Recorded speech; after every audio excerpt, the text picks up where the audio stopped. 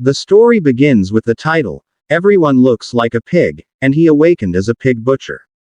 Everything starts inside a modern hospital, specifically in the psychiatric department. A doctor is interviewing her patient, asking if she heard him correctly, that he claims every living thing he sees looks like a pig. The doctor stares seriously at the medical record in her hand. The young man sitting across from her nods, confirming it's true. The doctor looks at him with disbelief. She moves closer, a curious look on her face, and asks if he's joking. Then she asks if that means he also sees her as a pig.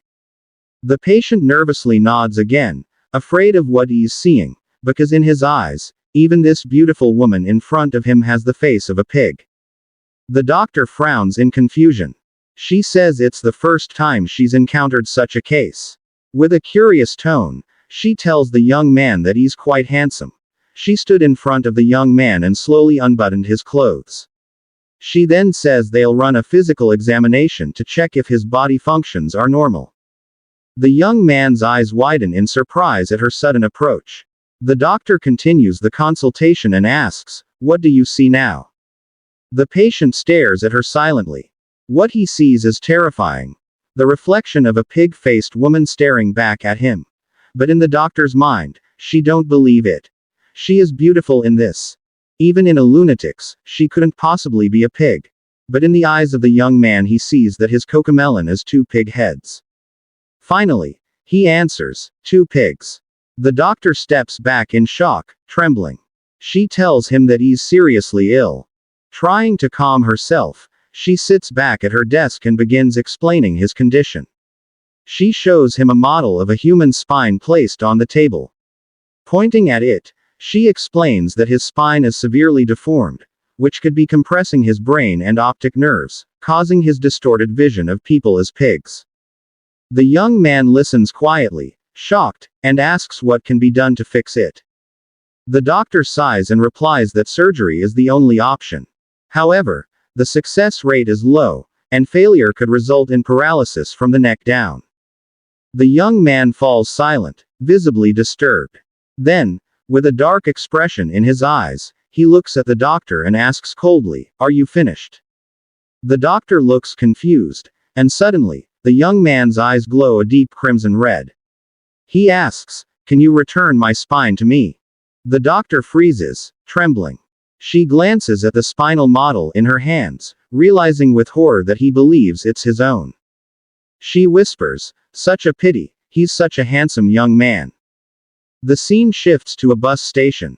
Inside a bus, the young man sits quietly, yawning while holding a document labeled, "Psychiatric Disorder."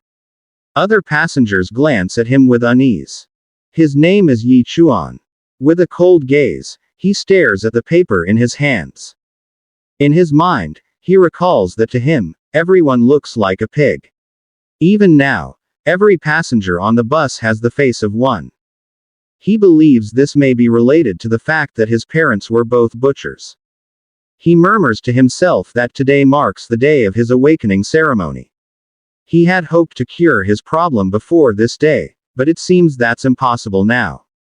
The scene transitions to Xinjiang Academy's awakening ceremony, where students have gathered. At the center of the stage floats a large, glowing crystal.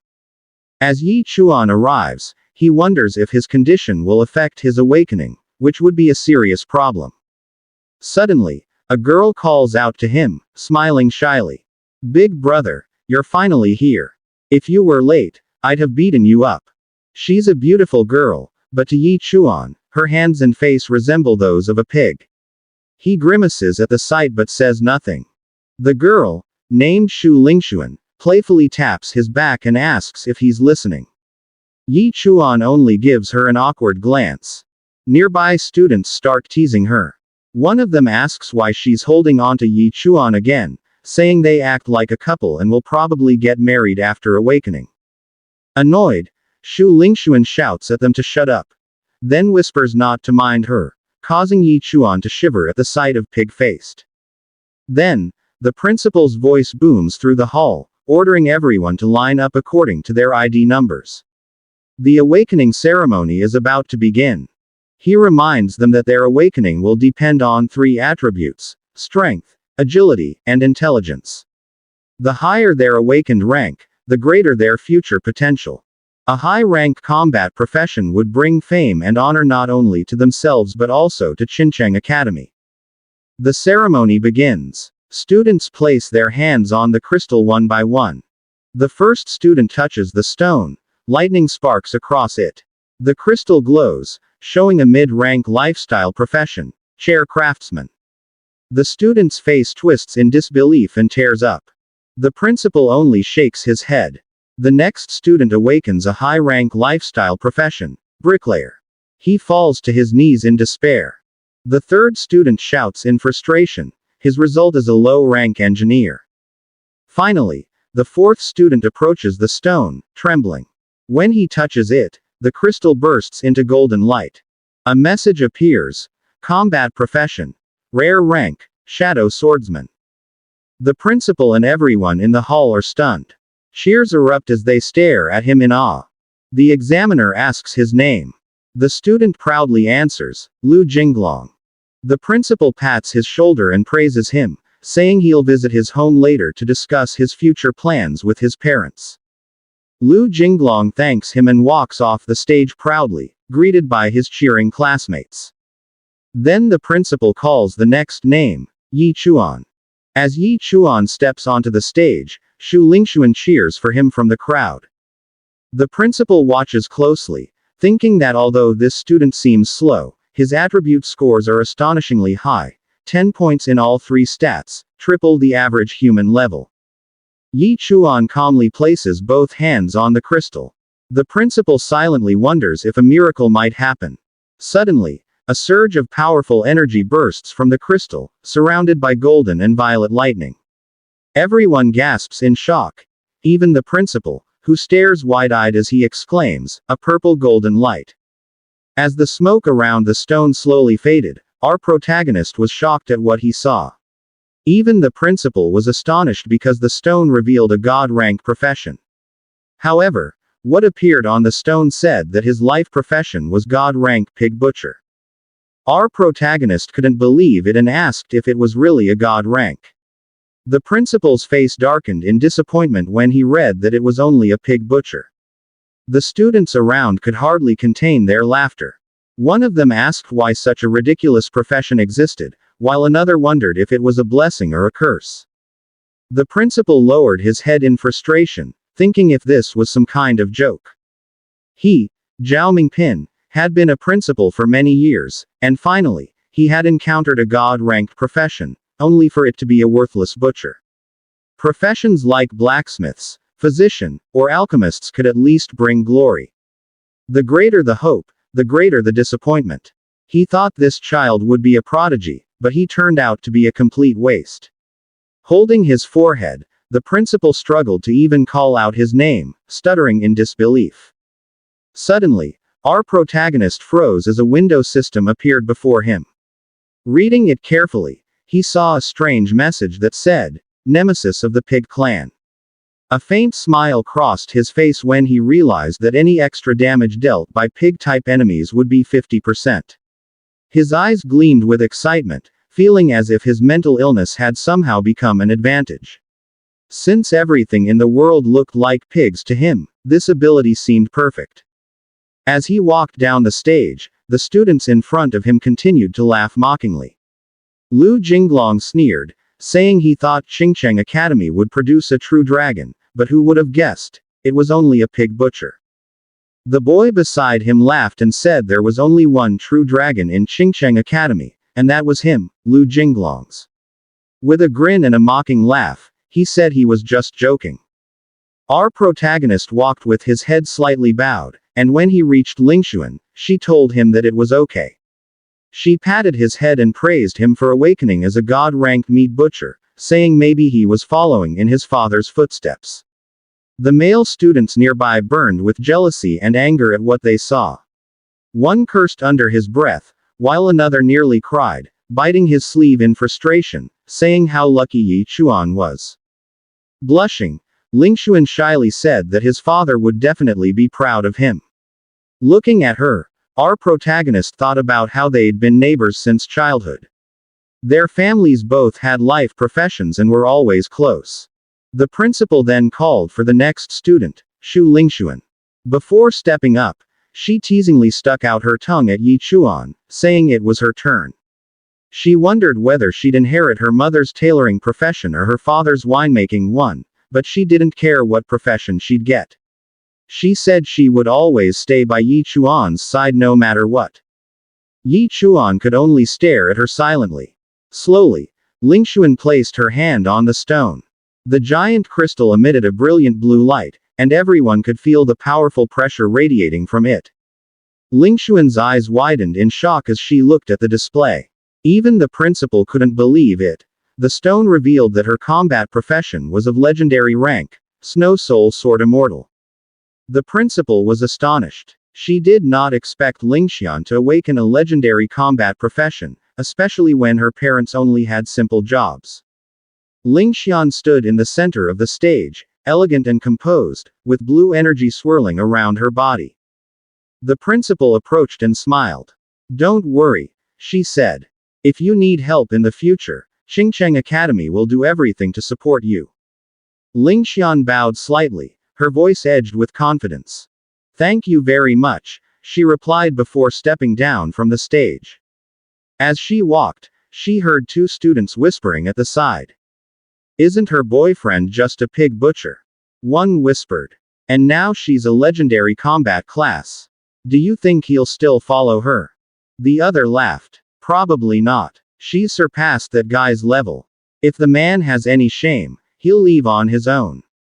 When Lingxian approached the protagonist, she gave a light, restrained clap and a small smile. "I know we had our misunderstandings before," she said coldly, "but from now on, that's over. We live in different worlds now." The protagonist froze, seemingly unable to believe it. Behind Lingxian, Lu Jinglong and his group grinned, clearly enjoying the moment. The protagonist forced a smile. "I understand," he said softly. Lingxian nodded. "I know it's hard for you, but stop pretending. You're just an ordinary butcher, and there's nothing wrong with that, but please don't chase me anymore. If you don't object, let's end it here. Don't bother me again." The protagonist smiled faintly and turned away. Finally, he thought, "I'm free from this woman." Lingxian was surprised when she heard the protagonist ask, "Anything else you want to say? If not, I'll be going." Jinglong's grin widened as he stepped forward. "Want me to teach this guy a lesson? So he can see how far apart you two really are." Lingxian remained silent, her cold gaze fixed on the protagonist, and that was enough for Jinglong to understand she agreed. He immediately shouted, loud and mocking, "Hey, pig butcher, come here. Let's see how brave you really are." But Yi Chuan kept walking, ignoring him. Furious, Jinglong ran forward and grabbed Yi Chuan's arm, yelling that he was talking to him and asking if he was deaf. Yi Chuan turned his sharp, glowing eyes toward him and asked coldly what his problem was. His gaze was like that of a demon, causing Jinglong to freeze in fear and step back instinctively. He imagined himself as a pig tied to a chopping block, awaiting slaughter. The watching students couldn't help but laugh loudly. One of Jinglong's friends came forward, asking what was wrong, but Jinglong only cursed in anger. Humiliated, he launched a sneak attack while Yi Chuan's back was turned. Before his punch could land, Yi Chuan swiftly met it with his own fist, his eye glowing brightly. Jinglong screamed as pain shot through his arm. His hand was crushed and swollen. Lingxian and his friend were stunned, unable to comprehend what had just happened. "This is impossible," Jinglong shouted. "He's just a pig butcher." Standing firm, Yi Chuan replied coldly, "I am a butcher, so it's only natural that I'm strong." Lu Jinglong's friends were shocked when they saw the state of his hand, frantically asking what had happened. Overwhelmed by pain and fury, Lu Jinglong screamed at Yi Chuan, threatening to kill him. With a roar, a shimmering blue energy blade materialized in his hand. Seeing this, two onlookers whispered that the fight was over. One felt certain that since Jinglong was finally serious, Yi Chuan was a dead man. The other wondered why a mere pig butcher had the nerve to challenge someone from the combat class, remarking that he should have just apologized while he had the chance. With his sword pointed at Yi Chuan, Lu Jinglong boasted that his blade could slice through steel. He shouted his intent to cripple the protagonist. But before he could lunge, the air suddenly turned frigid, and snowflakes began to fall. His energy sword froze over, and ice quickly spread across his entire body. Paralyzed and terrified, he struggled to look back and angrily demanded to know why Shu Lingxuan was still helping Yi Chuan. Shu Lingxuan stood there, enveloped in a cold, powerful aura. In a frosty voice, she ordered them to stop the fight, explaining that she was tired of seeing them fight over her. She walked forward and told Yi Chuan that he needed to accept that they no longer belonged in the same world. She declared that this would be the last time she would help him, a final farewell to their past. Instead of being upset, Yi Chuan simply stood there with an indifferent expression, casually scratching his ear. As Shu Lingxuan turned her back, she gave him one last warning to leave Qincheng, because she wouldn't be there to save him when Lu Jinglong eventually sought revenge. Yi Chuan wasn't bothered at all, he simply yawned and calmly remarked that if there was nothing else, he was leaving. He walked away, leaving the onlookers confused by his lack of concern for the situation. Later that evening, the scene shifted to Yi Chuan walking alone through the city at sunset. He was forced to stop when a woman with a large dog blocked his path. As the dog barked loudly, Yi Chuan's vision suddenly distorted. To him, the woman now looked like a giant pig, and her dog appeared to be a monstrous wild boar. The dog latched onto his pants, but Yi Chuan remained calm. He asked the woman if she could pull her pig back, correcting himself to say, dog, since it was blocking the road. This infuriated the woman. From Yi Chuan's perspective, the pig woman stormed over and screamed at him, asking if he owned the road and accusing him of having no manners or compassion. Instead of getting angry, Yi Chuan felt a sense of peace. He took a deep breath, thinking this was the perfect moment to test his new power. Without hesitation, he kicked the dog with full force, his foot glowing with a faint blue energy. The woman turned pale as the animal died instantly from the single strike. She stood there in a daze, tears streaming down her face as she watched the spirit of her pet drift away, crying out to the animal as if it were her own child and begging it not to leave her. A notification suddenly appeared before Yi Chuan, informing him that his extra damage had increased by 1%. He was amazed, his theory was correct, the system was working. The woman, however, was far from calm. Consumed by rage, she charged at him, screaming that he was a murderer for killing her son, and a bully for picking on an old woman. She vowed to kill him. As her sharp nails lunged toward his face, Yi Chuan remained perfectly still. He simply pulled out a medical diagnosis form and pointed to the word, psycho. With a cold gaze, he asked if she had anything else to say, if not, he was leaving. The woman froze in shock, realizing that he was truly unstable. She thought that if he could kill a dog so easily, he wouldn't hesitate to kill her, too. Forcing a nervous smile, she backed off, telling him to forget it and to take care. Later that evening, Yi Chuan arrived home to his parents. His father, a muscular man, was beaming with joy, asking if his son had truly decided to become a pig butcher, while his mother stood by with a warm smile. Yi Chuan watched them quietly. His father joked that he smelled bad but admitted he was proud to see his son following in his footsteps. He told Yi Chuan that being an honest butcher was a good life, far better than a life filled with violence, and promised to take him to the slaughterhouse the next day to learn the trade. That night, Yi Chuan slept soundly in his pig-patterned pajamas. Outside, a shadow with glowing blue eyes approached his parents' bedroom window. Without opening his eyes, Yi Chuan's father, Yi Qiwan, spoke to the figure. He stated that the shadow now knew for certain that his son was just an ordinary butcher and warned them never to disturb their lives again. The shadow, whose face was wrapped in bandages, was skeptical that the son of the legendary Ghost Cry was merely a butcher. He questioned if Yi Chuan was truly Yi Qiwan's flesh and blood. In the darkness, Yi Qiwan sat up, one of his eyes glowing a fierce red.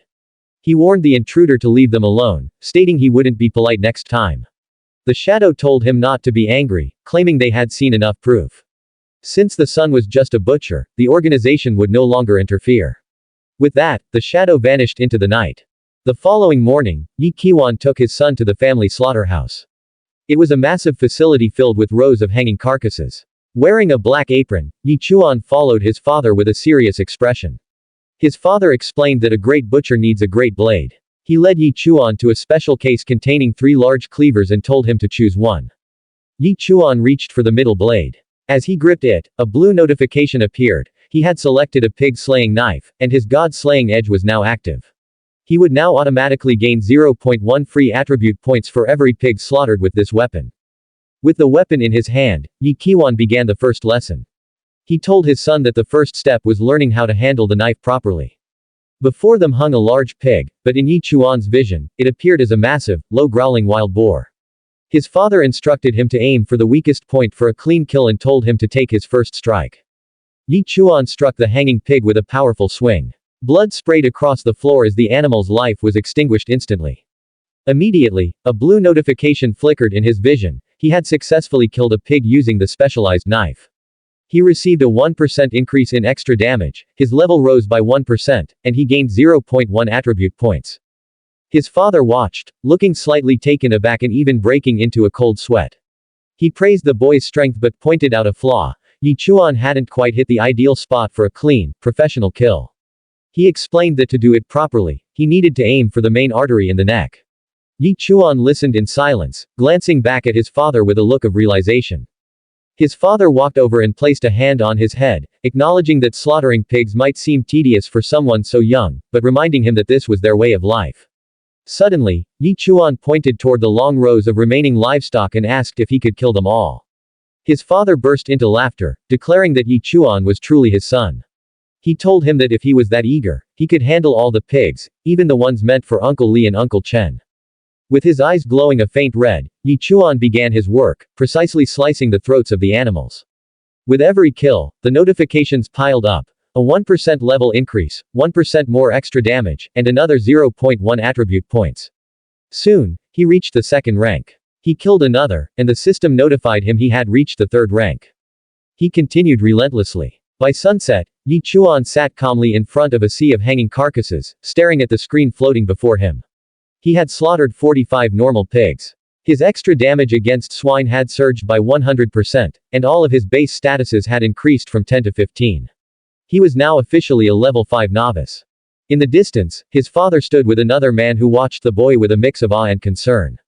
The man remarked that his son seemed addicted to the work, noting that he had done nothing but slaughter for an entire week. Yi Qiwan let out a proud laugh. He boasted that, after all, his son was a god-tier meat cutter. As Yi Chuan inspected his blade, he realized he had fully mastered the knife. He decided it was finally time to leave the slaughterhouse and see what the rest of the world had to offer. The scene shifted to the next day. Yi Chuan stepped out of his house carrying a backpack. He reflected on the state of the world, how monster races were growing in power and demons were spreading everywhere. Humanity had long since abandoned individual nations, forming a human federation divided into 9 special zones. His home, Xincheng, sat right on the borders of the 5th special zone. As he reached the massive gate at the edge of the city, a large shovel suddenly blocked his path. The person holding it stopped him, pointing out that Yi Chuan's registered profession was merely a life skill class. As Yi Chuan prepared to exit the city gates, the guard gave him a stern warning to stay within a 1-kilometer radius. He cautioned that wandering any further would put him in grave danger and asked if Yi Chuan understood the risks. Yi Chuan simply looked at the guard with a serious, silent expression and walked past the boundary of Xincheng, heading straight into the dense forest. As he moved deeper into the woods, he sensed movement behind him. Suddenly, a cackling goblin wielding a knife jumped out from the shadows. To anyone else, it was a monster, but through Yi Chuan's eyes, the creature transformed into a pig goblin. He realized that because of its color and nature, the system still categorized it as swine. He decided this was the perfect moment to test his blood shadow butcher skill. As he activated it, his eyes began to glow a fierce red. The goblin, sensing the overwhelming predatory aura, shrieked in terror. Before it could even react, Yi Chuan swung his pig-slaying knife, slicing its throat in one clean motion. A notification appeared. He had killed a pig goblin, granting him a 5% level increase and a 1% boost to his extra damage. He noted that killing stronger pigs clearly yielded much higher rewards. As he reviewed his stats, dozens of glowing green eyes emerged from the darkness behind him. He glanced back, recalling his teacher's lesson, where there is one goblin, a pack is sure to follow. A slight smile crossed his face. He called out to the hidden monsters, telling the pig goblins to come out and play, eager for the massive experience boost. The pack swarmed him all at once. Yi Chuan stood his ground, moving with calculated precision as he cut them down one by one with his cleaver. Soon, only one trembling goblin remained. With his eyes still glowing crimson, Yi Chuan taunted the creature, inviting it to come closer.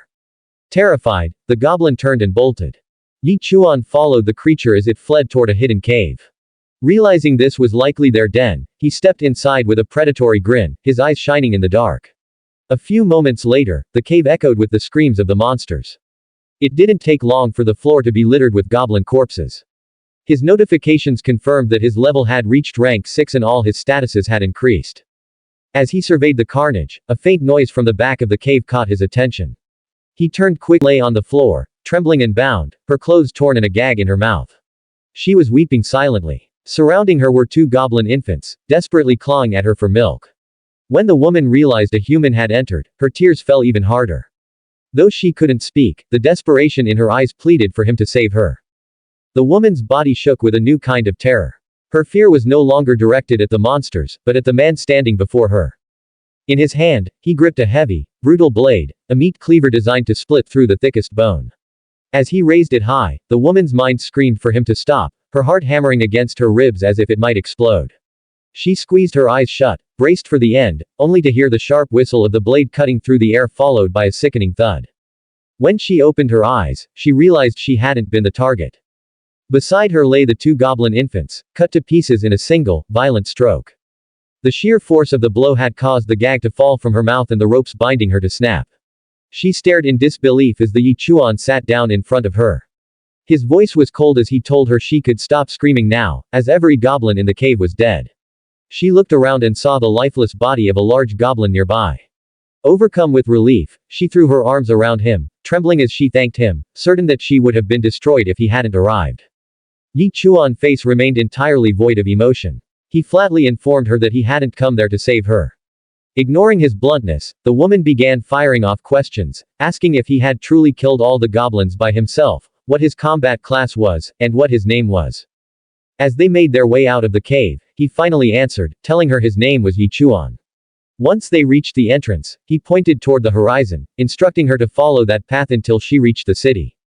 The scene shifted to the depths of the dark forest. As Yi Chuan walked, he remained unaware that a pair of eyes was watching him from a distance. The woman was secretly following him, moving stealthily through the shadows of the trees. Suddenly, Yi Chuan appeared directly in front of her, startling her so badly she nearly jumped out of her skin. He demanded to know why she was following him, pointing his cleaver at her and asking if she was a spy for the goblins. Backing away, she struggled to find her voice. She explained that she simply couldn't make it back to the city alone. When he asked for her name and her reason for being in the woods, she introduced herself as Sha. She explained that it was her mother's birthday and she had wanted to find a blood moon flower as a gift, never expecting to be captured by goblins. She made him an offer. If he helped her find the flower, she would help him find the best blacksmith in Xinjiang to forge him a new weapon. She gestured to his current cleaver, noting that it looked dull and worn. Yi Chuan responded coldly, asking if she had any idea how expensive the best blacksmith in the city actually was. He told her to go back and stop following him, threatening to cut her down if she persisted. Sha stood there with her hands on her hips, a mix of anger and confusion crossing her face. She couldn't understand how a man could treat someone as beautiful as her with such total indifference. She began to wonder if there was something genuinely wrong with his head. As he started to walk away, she called out to him, asking if he really had no idea who she was. Sha revealed that her father was Sha Beihai. This gave the protagonist pause. Sha Beihai was one of the 4 most powerful aristocrats in Xinjiang, a 9th-rank master-class warrior who was nearly at the grandmaster level. Yi Chuan realized that if she was telling the truth, her father's wealth could easily fund the creation of 10 top-tier knives. His weapon problems would be a thing of the past. To prove her identity, she pulled out a badge, the Sha clan protective token. She explained that even a climbing pond realm expert would struggle to harm her, but the goblins had been cunning. Since they couldn't get close enough to hurt her through the token's protection, they had simply opted to imprison her instead. Yi Chuan stepped closer, leaning in until their faces were inches apart. The sudden proximity caught the woman off guard, her face flushed deep red, and she began to perspire as she struggled to maintain her composure under his intense gaze. After a long moment of scrutiny, he pulled back, satisfied that she was indeed telling the truth. He agreed to help her find the blood moon flower. Relieved and excited, she happily shook his hand. She produced a map she had purchased and pointed out the flower's location. However, she warned him to be cautious, as the area was guarded by a blood moon python. She described it as a creature with the strength of a ninth-rank apprentice, making it extremely dangerous.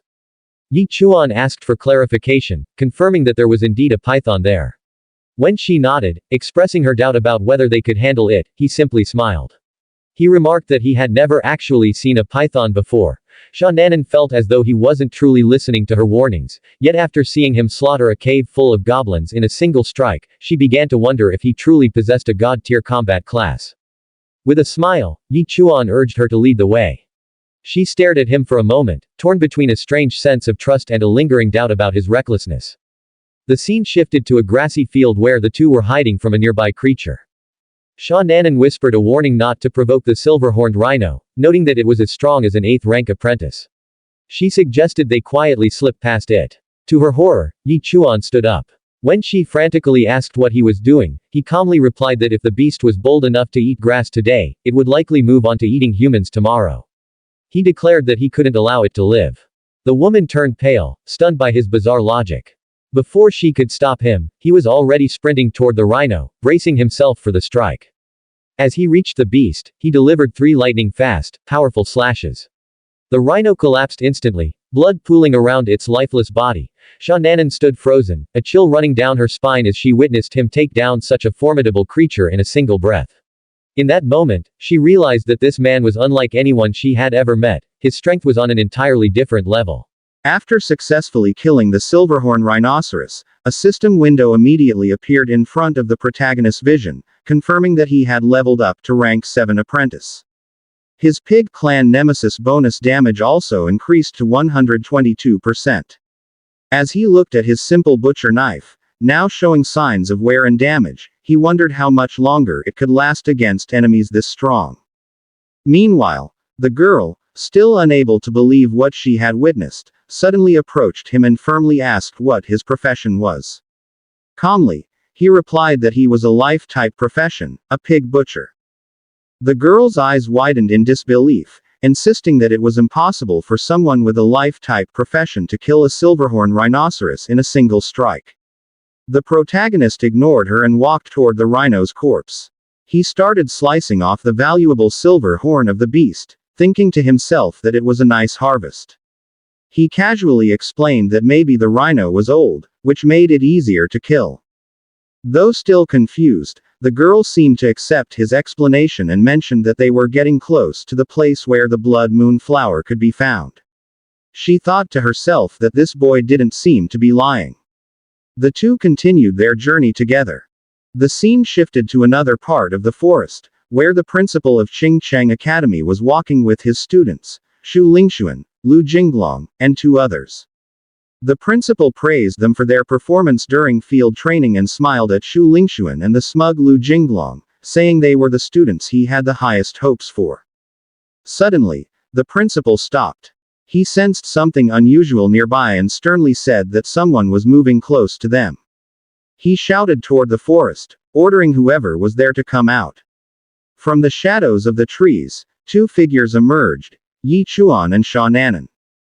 The two stepped into a clearing and faced the group from Qingcheng Academy. The protagonist was surprised, wondering why they were there. Their reunion was far from pleasant. Lu Jinglong reacted first. Pointing at Yi Chuan with a sneer, he angrily demanded to know what he was doing there. Casually scratching his head, Yi Chuan smiled and said he was just passing through. Lu Jinglong's anger deepened. Passing through. Don't joke with me, he shouted. A female student with large, cocoa melons, chimed in sarcastically, saying she didn't believe he was just passing by, accusing him of still being unable to forget Shu Lingxuan and following her here. Yi Chuan's eyes widened slightly as he turned to Shu Lingxuan, who still looked at him with cold disdain, her face, in his eyes, resembling a terrifying pig. She called out his name with a chilling tone, reminding him that she had already told him they were from different worlds now, and demanded he stop following her.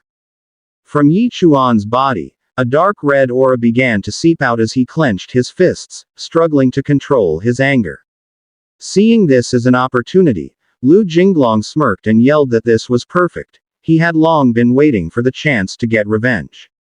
He released his energy. A purple aura enveloped his body, and a shimmering sword resembling a katana appeared in his hand. His companion exclaimed that it must be a yellow rank, low-grade spirit weapon. The principal watched silently, impressed by Lu Jinglong's rapid progress. In just a few days, he had reached rank 4 apprentice and obtained such a strong weapon. He thought Lu Jinglong could probably fight even a rank 6 apprentice. As the tension rose, Shu Lingxuan stepped forward and coldly reminded Yi Chuan that she had already warned him to leave Qingcheng. This time, she said, she wouldn't help him anymore. Beside Yi Chuan, Sha Nanan blushed, looking worried, and asked if he had some grudge against those people. But instead of answering, Yi Chuan calmly asked her how much a yellow rank, low-grade spirit weapon was worth. Sha Nanan, startled by the question, hesitated before saying it might be worth hundreds of thousands, then asked if he even understood how serious the situation was. Meanwhile, Lu Jinglong, consumed by rage, recalled the humiliation he suffered at the awakening ceremony when Yi Chuan stole his spotlight. Determined to take revenge, he shouted and leapt into the air, swinging his glowing sword down toward Yi Chuan with all his strength. The principal and the others widened their eyes. Yi Chuan didn't even try to dodge. Instead, he raised his worn butcher knife to block the attack. The moment their weapons clashed, Lu Jinglong's confidence surged. The blade of Yi Chuan's knife shattered completely. Smirking triumphantly, Lu Jinglong mocked him, saying he'd make sure Yi Chuan never butchers another pig again. The principal frowned deeply, thinking that an ordinary knife was like paper against a spirit weapon, wondering why Yi Chuan would provoke Lu Jinglong like that. But suddenly, the situation shifted.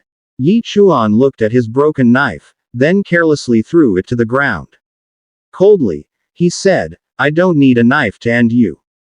Lu Jinglong's anger exploded. He shouted, called out to him, asking if he had already reached the level of a 7th rank apprentice. Yi Chuan didn't respond. Instead, he picked up the spirit weapon that Lu Jinglong had dropped. Examining the sword, he remarked to himself that it was well made. Lu Jinglong's companions were shocked, asking the principal if it was really possible that Yi Chuan had already reached rank 7, especially since even Shu Lingxuan, a natural talent, was only rank 6. The principal, serious-faced, nodded. He explained the difference between combat professions and life-type professions. Combat types grow through continuous fighting and hardship, so their early progress is slow. But once they establish their foundation, their growth skyrockets. Life professions, however, progress faster early on, like alchemists or weaponsmiths, since they only need to hone their craft. He used Yi Chuan as an example. As a pig butcher, he only needed to keep butchering pigs to increase his level. A brief flashback showed him easily slaughtering pigs, proof of his straightforward path to power. After hearing this, Shu Lingxuan realized that Yi Chuan's victory wasn't due to superior skill, but because of his higher base stats from his higher rank. She quietly thought that it didn't seem fair. The principal added that balance still existed. For Yi Chuan, the number of pigs required to level up would double each time. Eventually, it would take an enormous number to reach higher ranks, while combat professions would grow faster and surpass him later. Lu Jinglong's friend asked if that meant Yi Chuan was stronger now, but combat classes would overtake him in time. The principal nodded in agreement, though concern flickered in his eyes. Hearing all this, Yi Chuan simply smiled and waved. He told the principal that if there was nothing else, he'd be leaving, then casually turned to go. As he walked away, Shu Lingxuan spoke with pity, asking why he was still doing all this, if all his pig butchering was just to prove something to her. Then she proudly declared that she had been accepted into Skydome Academy, emphasizing that they truly lived in different worlds now. Yi Chuan looked at her silently, expressionless. Unable to hold back any longer, Sha Nanan stepped between them, shouting angrily if they could stop this nonsense. She explained that Yi Chuan was only helping her find the blood moon flower, and this meeting was just bad luck. She scolded them for their assumptions, her hands on her hips. The big cocoa melon student mocked her for defending a man who had been dumped, while Lu Jinglong's friend sneered that Yi Chuan was a master at flirting, saying he'd already found a new woman. Xiaonan had enough. She slapped them all across the face, one by one. Even the principal got hit by accident, left stunned with a red handprint on his cheek. Standing beside Yi Chuan, Xiaonan glared fiercely and shook her hand. Shu Lingxuan, clutching her own flushed cheek, trembled with rage. She shouted, asking how Sha Nanan dared to hit her. Her anger flared. An icy blue aura burst from her body as she drew her sword, the Soul Snow sword, and demanded if Xiaonan had a death wish. But Xiaonan stood firm. She raised a family protection amulet, a clear symbol of her powerful lineage, and dared anyone to touch her.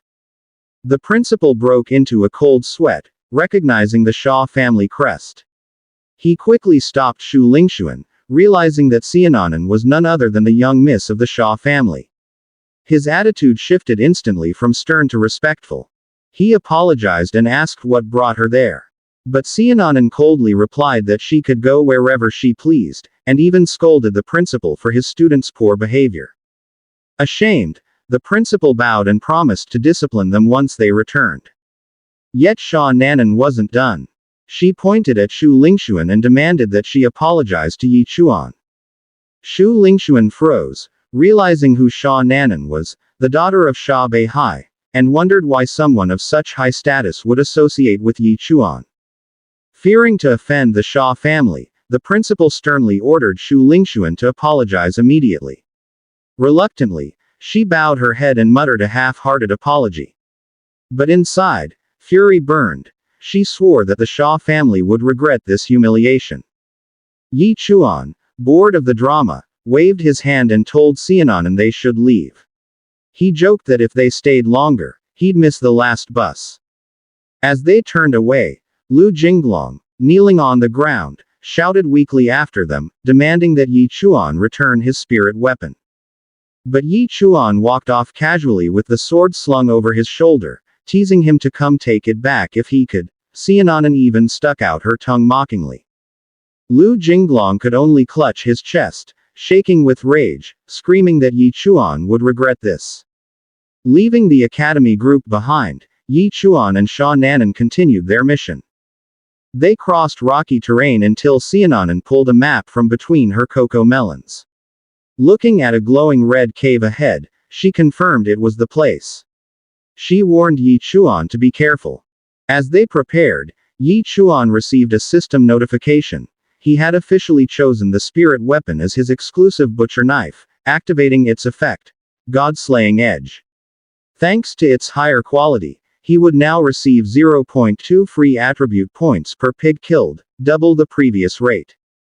As he admired the weapon, he thought about how important it was to choose a good knife. Then, Sha Nanan pulled two small colorful pearls from her chest area, startling Yi Chuan. He asked if she had a treasure chest hidden in there and what those were. Blushing furiously, she explained that they were Yin Thunder Fire beads, powerful explosives that could deal massive damage even to strong opponents. Her last resort if the Blood Moon Great Python proved too strong. Yi Chuan smirked, calling her impressive, then said he'd go ahead to scout the area. He leapt skillfully down the cliff, using his sword for balance. He landed near a ledge covered in beautiful, glowing red flowers. As he examined one closely, fascinated by its brilliance, Xiaonan shouted in excitement that they were really there, and that this wasn't just any blood moon flower, but a blood crystal twin flower. She cheered that they were incredibly lucky. But her joy quickly vanished as she sensed something in the darkness. A gigantic shadow with blazing red eyes emerged from the cave behind Yi Chuan, staring directly at the flower he was holding. Startled by the monstrous presence, Yi Chuan turned around and saw the Blood Moon Great Python, though in his unique vision, its head resembled that of a pig. The massive beast faced him, its breath heavy and menacing. Yi Chuan, however, remained completely calm. Coldly, he asked, "What are you looking at? Haven't you ever seen a man pick flowers before?" For a moment, the massive serpent monster was confused by the protagonist's courage and shamelessness. And in that same instant, the beast was caught off guard, because the protagonist suddenly turned around and ran away from where he stood. From the opposite cliff, he shouted at Seonanon, telling her not to just stand there gaping, and ordered her to hurry up. Seeing that the giant serpent was preparing to attack, she warned the protagonist to be careful while getting ready to throw the explosive she was holding. With all her strength, she hurled her yin thunder fire bead. It flew through the air and exploded right in the python's face. A deafening blast of fire roared out, sending the protagonist crashing to the ground. Seonanon immediately called out to him, asking if he was all right. From the edge of the cliff, the two of them watched the aftermath of the explosion. They were both stunned. The enormous head of the Blood Moon Great Python was completely destroyed by the power of the bead.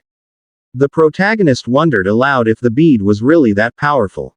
The gigantic body of the serpent then plummeted down the cliff, and they watched as it fell rapidly out of sight. Feeling relieved, the protagonist handed the blood crystal twin flower to Seonanon. Her face blushed with joy as she accepted the shimmering blossom. The next moment, the protagonist asked her what the flower was really for. Seonanon explained that the blood crystal twin flower was a mutated version of the blood moon flower. While the ordinary kind could only slow down aging, this one granted eternal youth. No woman could ever refuse such a treasure, she said. The protagonist listened silently, and then a new purpose rose in his heart. He took up his sword and decided that this flower would surely make his mother happy. He leapt toward the other cliff, and Seonanon, feeling thrilled, thought he was going to pick another one to give to her, thinking he had understood her hint. But to her surprise, she saw Chuan carefully hide the flower in his backpack. Suddenly, the ground shook with a deafening rumble. Unexpectedly, they saw the massive serpent rising once again from the cliff below. Seonanon was stunned, unable to believe that it had survived even after being hit by the thunder fire bead. She muttered that it must have reached the peak of rank 9. Quickly, the protagonist asked if she had another bead.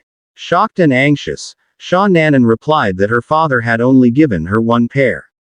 Now, the serpent glared at the protagonist, its red eyes burning with rage. Instead of backing down, the protagonist used his unique ability, Blood Shadow Butcher. He released a terrifying aura, projecting his image into the mind of the serpent. The beast's eyes widened in fear and it froze for a moment. In that instant, the protagonist quickly jumped, grabbed Seonanon's hand, and shouted at her, asking why she was just standing there. They needed to run. With her cheeks flushed, she replied nervously that of course she was waiting for him, because he risked his life just to get another blood crystal flower for her. But the protagonist coldly answered, "It's for my mother." Seonanon's romantic expectations were crushed, and she grimaced in frustration. Then, the massive serpent snapped out of its fear and attacked again, fiercer and hungrier than before. It opened its gigantic jaws and lunged at them. At that moment, Seonanon said in despair that it was over, they were going to be caught. The protagonist cursed in his mind, thinking that this woman really caused him a lot of trouble. Before the serpent could devour them both, he shoved Seonanon away to save her. With a loud crash, he was swallowed whole by the massive serpent. Seonanon screamed, her eyes wide in horror as she called out the protagonist's name. She kept shouting, asking if he could hear her, commanding him to come out of the monster's body. The giant serpent attacked again, and just as it opened its mouth to devour her, a bright red light burst from its side. Chuan's sword pierced through from within.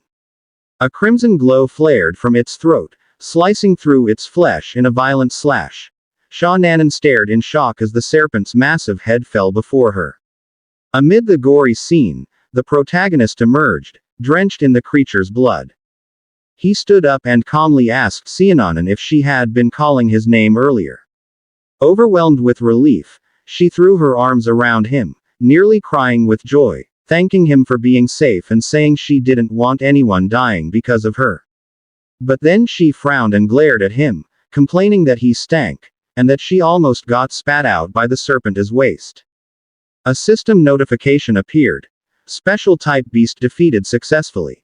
Yi Chuan's level increased by nearly 80%, reaching rank 8. His bonus damage against beasts rose by 1%, and he gained an additional 0.2 free attribute points. After their victory, the protagonist suggested they head back. When they returned to Qingcheng, they were greeted by worried faces.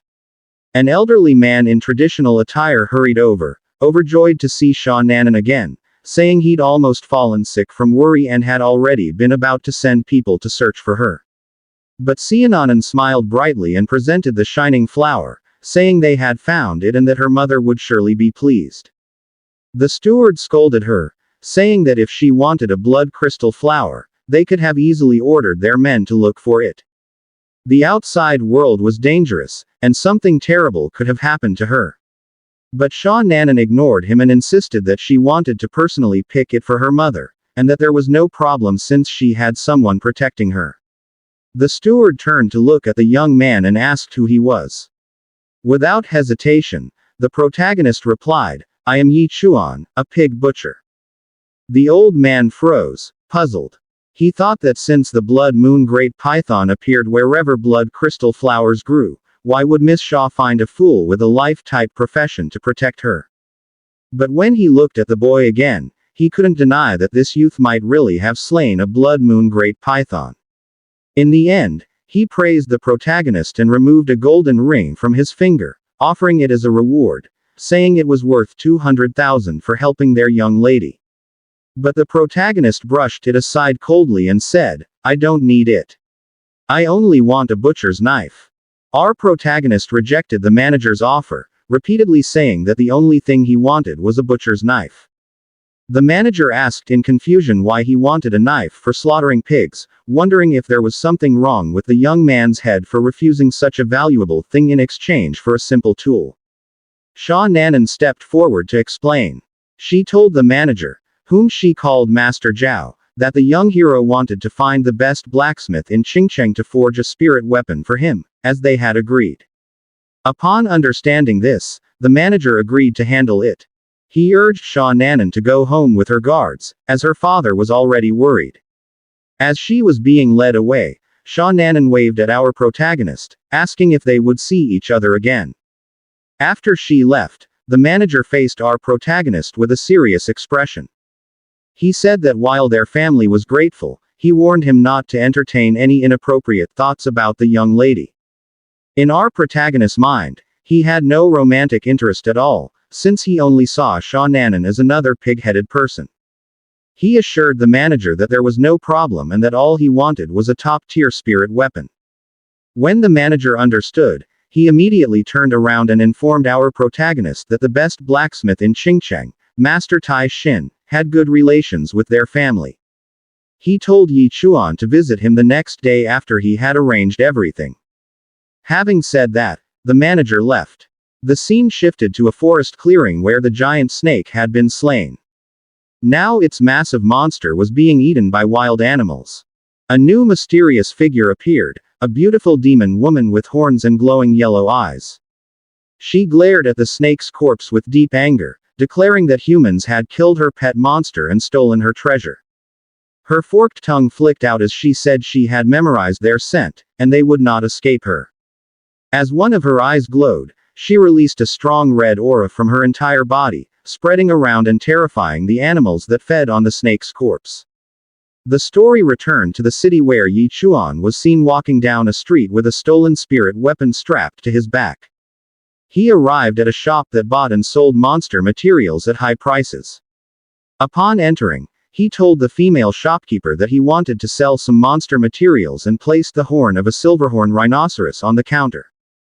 The shopkeeper was shocked that someone like him had caught a silverhorn rhinoceros and offered him 10,000 for the horn. Our protagonist was amazed at the price. He quickly explained that his father only earned 100 for each pig slaughtered, meaning this horn was worth the same as slaughtering 100 pigs.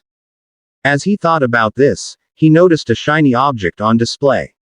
He pointed at it and asked if 10,000 would be enough to buy it. The shopkeeper smiled, praising his good eye. She explained that the item was a golden scale soft armor forged from the scales of a fire serpent. She praised its ability to provide protection and keep the wearer warm. However, she regretfully told him that its value was 150,000.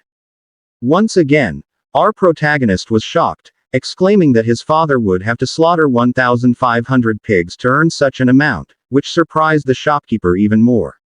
She even asked what he meant about pig slaughtering. Thinking quickly, our protagonist asked if he could make a trade instead. He placed the spirit weapon he had taken from Lu Jinglong on the counter, which the shopkeeper immediately recognized as a yellow rank spirit weapon. Excitedly, she agreed to the trade, saying it was more than enough. She immediately had him try on the new armor, saying it seemed as if it were truly made for him. In the shopkeeper's mind, she was intrigued. She thought that if a young man possessed so many valuable items, he was likely of high fighting rank. She decided that if she could win this young man over, she might never have to worry for the rest of her life. Putting her plan into action, she sensually touched his body as she adjusted the armor. She told him that normally, there would be an additional fee of 10,000 for the trade, but since he was handsome, she would let it pass for him.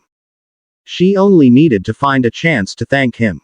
In our protagonist's vision, the woman turned into a blushing, seductive pig-headed creature. She approached and asked what his profession was. Without hesitation, our protagonist directly answered that he was a pig butcher. The shopkeeper froze, her eyes wide in shock, stammering in disbelief that he was a pig butcher. The story shifted back to the Yi family home. Our protagonist presented a shining blood crystal twin flower to his mother. She was shocked, immediately recognizing the rare item and asking where he had gotten it. Her shock turned into suspicion. She sternly confronted her son, accusing him of stealing the flower. He denied it, making up a story that he had seen two giant snakes fighting and found the flower on the ground. His mother was displeased. She pinched his cheek, scolding him for being reckless and going to such a dangerous place. She reminded him of the dangers, asking how a simple family of pig butchers could possibly handle the chaos of the forest. She forbade him from ever going there again. Our protagonist weakly agreed, saying he would not act rashly in the future. From the doorway, his father, Yi Chi-yuan, overheard the conversation and laughed proudly. But the moment was suddenly interrupted when someone shouted outside, demanding that Yi Chi-yuan come out. He opened the door, asking who they were.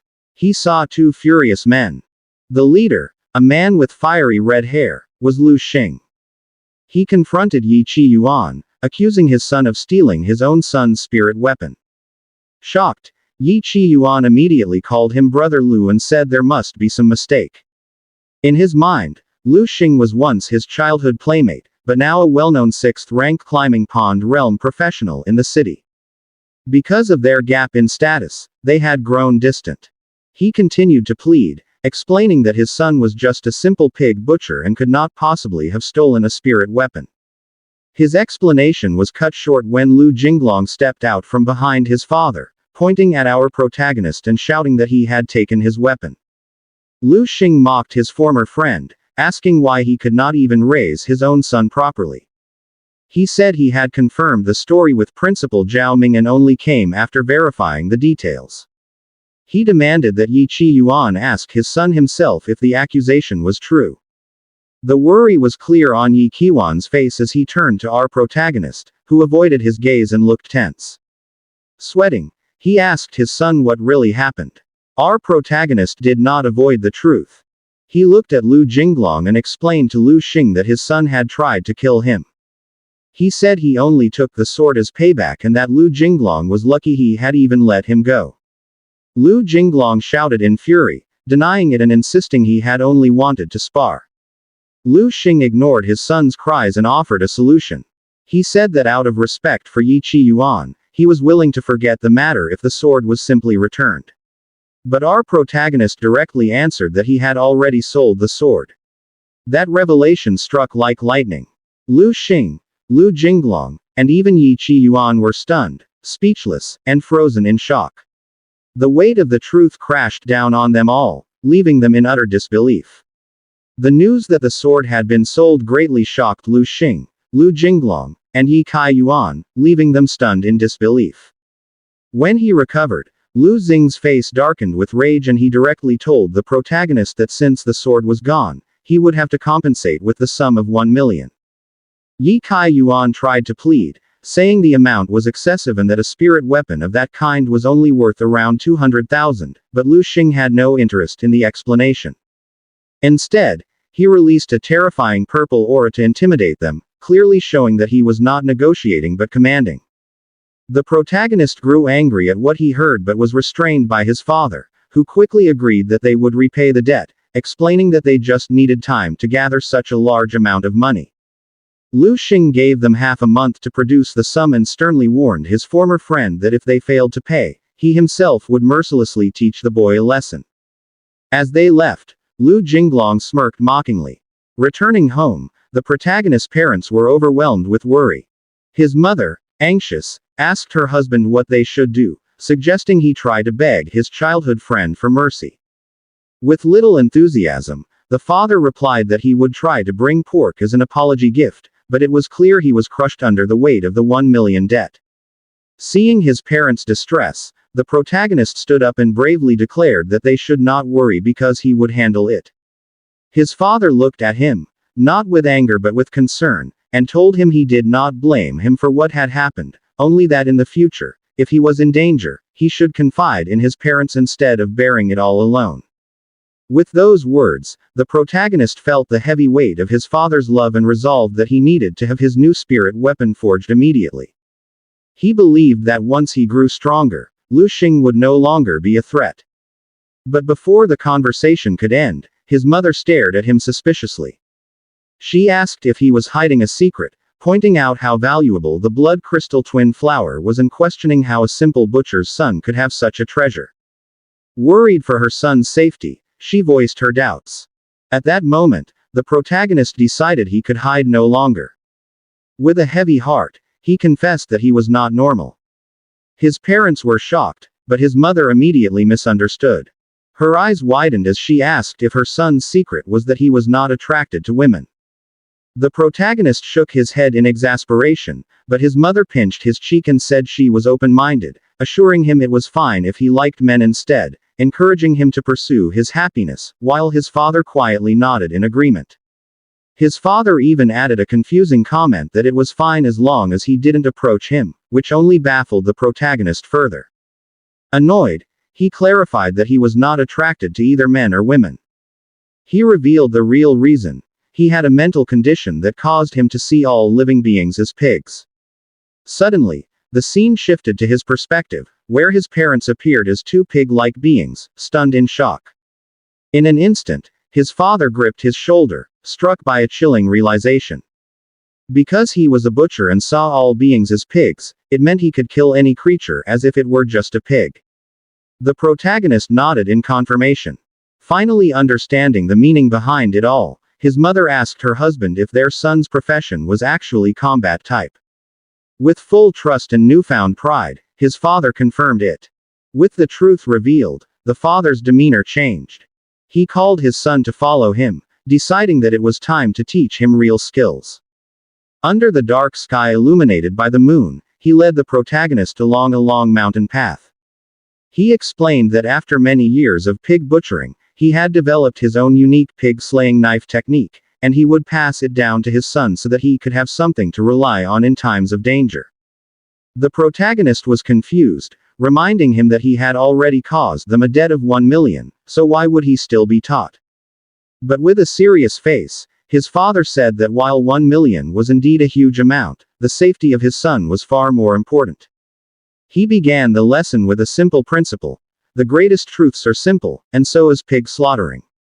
Holding the sharp cleaver, he instructed his son to watch carefully, for he would teach only 3 moves. At the mountaintop, the air filled with powerful purple energy, appearing as countless blades in the sky. Surrounded by this force, his father raised the cleaver with both hands. With a mighty shout, he unleashed the awe-inspiring first strike, as if slicing through the very scenery, revealing a breathtaking view of the full moon and the stars in the cosmos. The protagonist could only stare from below, speechless in shock. He could not believe that his father, whom he thought to be a simple butcher, possessed such power. After the strike, his father calmly turned and named the technique Fallen Star. Without pause, he announced the second cut. He leapt into the air, the cleaver flashing with radiant energy, and with a powerful spin, released an immense wave of force that seemed to cleave the moon of the heavens in two. The protagonist cried out in disbelief, asking how his father could do such an impossible thing. Gently landing, his father explained that it was only an illusion. The strike warped space itself, refracting the light to trick the eyes. With a proud smile, he prepared the third and final move. This time, instead of the knife, he concentrated terrifying red energy into his fist. As his fist came down, he shouted the name of the technique, Sun Devourer. A blinding golden light erupted upward, forcing the protagonist to shield his eyes. Shocked, he asked his father if those techniques were truly meant only for pig slaughter, wondering what kind of pigs required such power. But his father sternly told him not to ask too many questions, for the day would come when he would need to use them. Determined, the protagonist promised to study diligently. When his father asked where his pig-slaying knife was, the protagonist explained that it had been broken in the fight against Lu Jinglong. His father handed him his own cleaver, telling him to use it for now. The protagonist took the weapon and was instantly stunned by its incredible weight, struggling just to lift it. As his father departed, the protagonist wondered how he had managed to slaughter pigs his entire life with such a heavy weapon. Left alone at the mountaintop, the protagonist began training. With great effort, he lifted the heavy cleaver and attempted the first move, Fallen Star, but lost his balance and fell. From a distance, his father watched, and in his thoughts, he reflected on the true hidden potential of the three techniques, that when his son one day reached the legendary level of the Emperor Confirmant realm, those three simple knife moves would be enough to kill gods and even immortals. The protagonist trained all night at the mountaintop. He poured all his strength into practicing the heavy cleaver, swinging it repeatedly with loud shouts, forcing his body until he grew tired and drenched in sweat. At sunrise, he finally collapsed onto the grass, completely drained of energy. After a few moments, he forced himself to sit up, still panting and holding the heavy weapon, while his whole body ached. His determination was strengthened by the memory of his father's worried face and Lu Xing's threats, pushing him to continue. With one last desperate shout, he released his remaining strength for one final attempt, calling out the name of the technique, Fallen Star. At that moment, he succeeded. He unleashed a powerful surge of energy that shattered the ground, broke rocks apart, and released a shockwave that shook even the distant mountain, startling a flock of birds. Panting heavily, he looked on, surrounded by a dim blue aura, exhausted but victorious. A small triumphant smile spread across his lips as he watched the result. A deep and wide scar was carved into the mountaintop. A blue system notification appeared, confirming his astonishing progress. Through the night of training, he had reached the level of a 9th-rank apprentice. His main attributes, strength, speed, and spirit, all reached 55. His Bloodshadow Butcher skill rose to level 2, and most importantly, he had learned his father's powerful new technique, the Fallen Star. The story shifted to a hospital room, where the sound of medical machines could be heard. The protagonist lay unconscious on the bed, completely drained after the intense training. In a nearby office, his mother sat with a female doctor, her face full of worry as she asked if her son was all right. The doctor, the same psychiatrist from the beginning, explained that the protagonist was fine and had only fainted due to exhaustion after a night of heavy activity. Upon hearing this, his mother's face darkened with anger. She secretly blamed her husband for pushing their child so hard and vowed to make him pay. The doctor continued her examination, reading her notes. She explained that based on the lactic acid in the protagonist's body, it appeared he had done 1,000 sit-ups, 1,000 push-ups, and 1,000 squats in a single night. She added further that he had also run 100 kilometers. The protagonist's mother could not believe it and asked the doctor if she was joking and how it was possible for a person to do such a thing in one night. The doctor calmly replied that although it was impossible for a normal person, given the protagonist's mental state, she believed it to be true. Her mother's rage burned even more. She stood up and called her husband an animal, furiously declaring that she was going home to beat him until even his own mother would not recognize him. She left the office and slammed the door shut. Left alone, the doctor reflected on the unbelievable stamina of the protagonist, realizing that such an amount of exercise would have killed an ordinary person. A seductive smile crossed her lips, thinking that she needed to give the protagonist personal counseling that night. But when she returned to the hospital room, she was shocked to find the bed empty. She stood at the doorway, confused as to where her patient had gone. Having already escaped the hospital, the protagonist walked alone down the street. He thought about his training, realizing that the powerful fallen star technique consumed so much stamina, and so it should only be used as a last resort. Suddenly, he remembered, today was the day he could go to Master Tai Shin to claim the newly forged knife. He headed into the city, and before long, he arrived at a large building with a traditional design, with a sign that read, Ironheart Forging. He stood at the front, ready to meet the master blacksmith. Inside the forge, a large, muscular man with a messy beard was busy working. In the protagonist's perspective, the master looked like a massive wild boar grunting in acknowledgement of his arrival.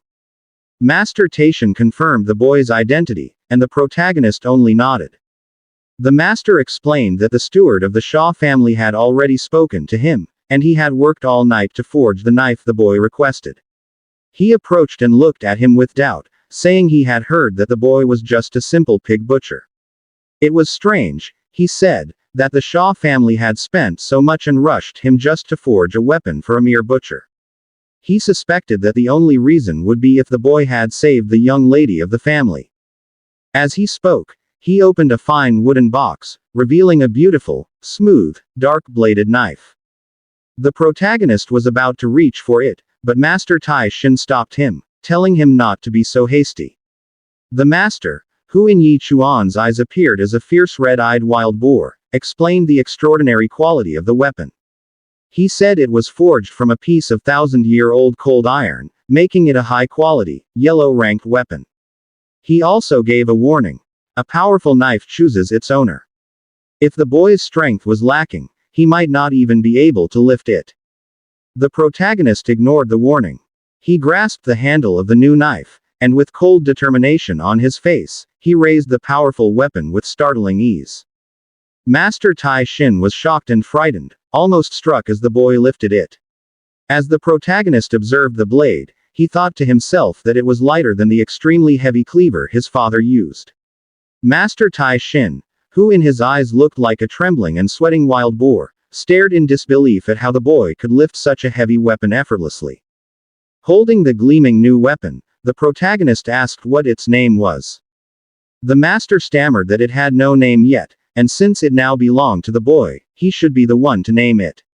Impressed by the wealth of the Shaw family, the protagonist thought for a moment and decided. With a serious face, he named his new weapon the dragon-slaying knife. The grand name was so overwhelming that Master Tai Shin literally choked, spitting out the wine he was drinking. He could only look on with a weary expression, thinking that the name was extremely tacky. Carrying his new weapon, the protagonist turned his mind to his next goal. He decided it was time to return outside the city, hunt monsters, and earn money to pay off his family's debt.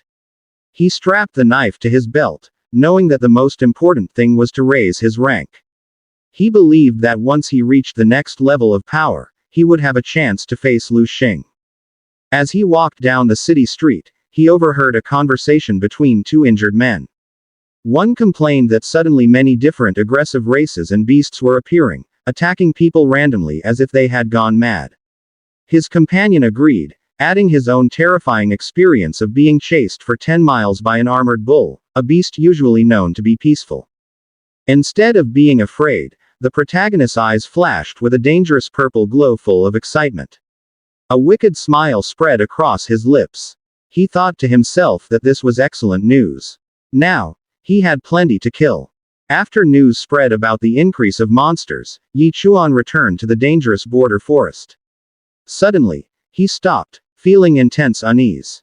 A system note appeared, stating that his high spirit attribute had enhanced his perception, allowing him to sense danger. He slightly turned his head to his back, feeling that someone was hiding behind the trees. Calmly, he shifted his head to the side, just as a blade came from behind, aimed at his back. The attack was fast, but he easily dodged it. From the shadows of the trees, 3 intimidating figures appeared and blocked him. The man who threw the blade, a 9th-rank apprentice, sneered arrogantly and asked if Yi Chuan thought he was just lucky to dodge. Another big man spoke up, saying that Lu Jinglong was right, and that Yi Chuan really dared to leave the city. He thought Yi Chuan was a coward who would just run away, leaving his parents and his debt behind. The third revealed their true purpose. He said they had been waiting for Yi Chuan for days, and that Lu Jinglong had ordered them that if Yi Chuan left the city, they were to break his tendons and drag him back by force. Yi Chuan was unfazed. Calmly, he drew his new weapon, the dragon-slaying knife. As he gripped its handle, a blue system notification appeared. It confirmed that his god-slaying sharp-edge talent was now active with the new blade, and its effect was even greater. He would gain 0.3 free attribute points for every pig he killed using this weapon. Yi Chuan was delighted in his mind, realizing that because of the high quality of the new blade, the bonus was 3 times greater than with his old knives. He faced the 3 with a dark and confident expression, raising his gleaming new weapon. He declared that he would show them the power of his new treasure, the dragon-slaying knife. The leader of the enemies wasn't afraid and mockingly asked what he called his weapon. Was it really the Dragon Slayer? Yi Chuan grinned with a terrifying look and confirmed it. Instead of being frightened, the 3 laughed loudly at the weapon's name. They nearly rolled on the ground, clutching their stomachs from laughter. They repeatedly mocked its name, asking if he thought of himself as some kind of legendary hero. But Yi Chuan only laughed in a strange way. He denied that he was a legendary hero. Suddenly, the air shifted, the red light shone in his eyes, and the blade was engulfed in a dark flaming aura. With a terrifying grin, he revealed his true identity. He was not a dragon slayer, but a pig slayer. While the 2 men continued laughing, the leader's laughter stopped, replaced by fear as he felt the chilling killing intent coming from Yi Chuan. Before the big man could finish his words, Yi Chuan was already in front of him in an instant. With one swift, continuous motion, he slashed the dragon-slaying knife across his neck. The man could only clutch at his wound as life drained from him. Immediately, a blue system notification appeared. He had successfully killed a 2-legged pig, gaining a 5% level increase, 1% bonus damage against the pig clan, and 0.3 free attribute points. As the body fell, the other 2 were stunned. One asked if he was really dead. What just happened? Did the other even see it? Everything was so fast they couldn't follow it. In fear, the third man activated a speed-enhancing skill and fled, abandoning his comrade. The remaining one cursed his cowardly companion angrily. But only moments later, Yi Chuan appeared before him, and with a merciless swing of the gleaming blade, his head was severed. Another system notification appeared, confirming the second kill, with another level increase, bonus damage, and 0.3 free attribute points. Meanwhile, the last one kept running through the forest. He couldn't believe Yi Chuan's speed, thinking it was impossible. He couldn't keep up with his movements. To him, Yi Chuan was on another level, a monster. He tried to steal himself, thinking he was skilled in escape and no one could catch him. But his confidence didn't last long. The dragon-slaying knife struck his back with hair-raising speed and precision, piercing through him and nailing him to a tree. His life ended instantly. Yi Chuan slowly approached the corpse and pulled out his blade. The third system notification appeared, confirming the final kill and added rewards. He knelt down and said that they had started this. Then, he noticed a small scroll on the man's clothes. He immediately took it. Delighted, he said he didn't expect this. When he used it, a new system notification appeared. He had obtained a new movement skill, Phantom Shadow Step. When activated, it increased his agility by 30% for 30 seconds. He gave a vicious grin, pleased with the free skill he had gained. But it wasn't over yet. A massive clawed foot slammed into the ground, signaling the arrival of a giant monster. Yi Chuan immediately sensed its presence and leapt into a tree using his new skill to observe. From there, he watched the enemies he had killed. Suddenly, a monster full of black spikes, with many red eyes and a long tongue, approached one of the corpses. It immediately devoured the head. Seeing this, Yi Chuan wondered what kind of twisted creature it was. More monsters swarmed in and feasted on the corpses. Yi Chuan's expression hardened. With a cold grin, he decided he couldn't let them live since they ate humans. He activated Phantom Shadow Step, with the system confirming his agility boost by 30%. He quickly leapt from the trees and launched a downward attack. From the air, the monster noticed him and immediately unleashed a rain of sharp spikes. Yi Chuan was struck in the arm and body, but he didn't retreat. With overwhelming force, he attacked the monster using the glowing dragon-slaying knife, slicing the creature in half. A system notification appeared. He had successfully killed a spiked pig. He gained a 5% level increase, bonus damage, and 0.3 free attribute points. Only 80% remained before reaching the next realm. Though wounded, his red eyes burned fiercely. Despite the pain, he smiled, saying the wounds felt like nothing more than simple acupuncture. The two monsters sensed that something was strange around them and immediately turned around. They quickly moved in Yi Chuan's direction, their long tongues sticking out and their eyes glowing. The monsters froze when they saw Yi Chuan pretending to be one of them, acting as if he was eating a corpse. They were slightly confused and seemed to glance at each other. Then, they both returned to another corpse. A few moments later, one of the monsters moved to his front. They stared at each other for a moment. For some unknown reason, the monster was startled and frightened, and Yi Chuan used that moment to launch a swift attack. With a quick motion, Yi Chuan used his dragon-slaying knife and slashed the monster in half. The system notification immediately appeared, confirming that he had killed the monster, granting him a 5% level increase, a 1% damage boost, and an additional 0.3 free attribute points.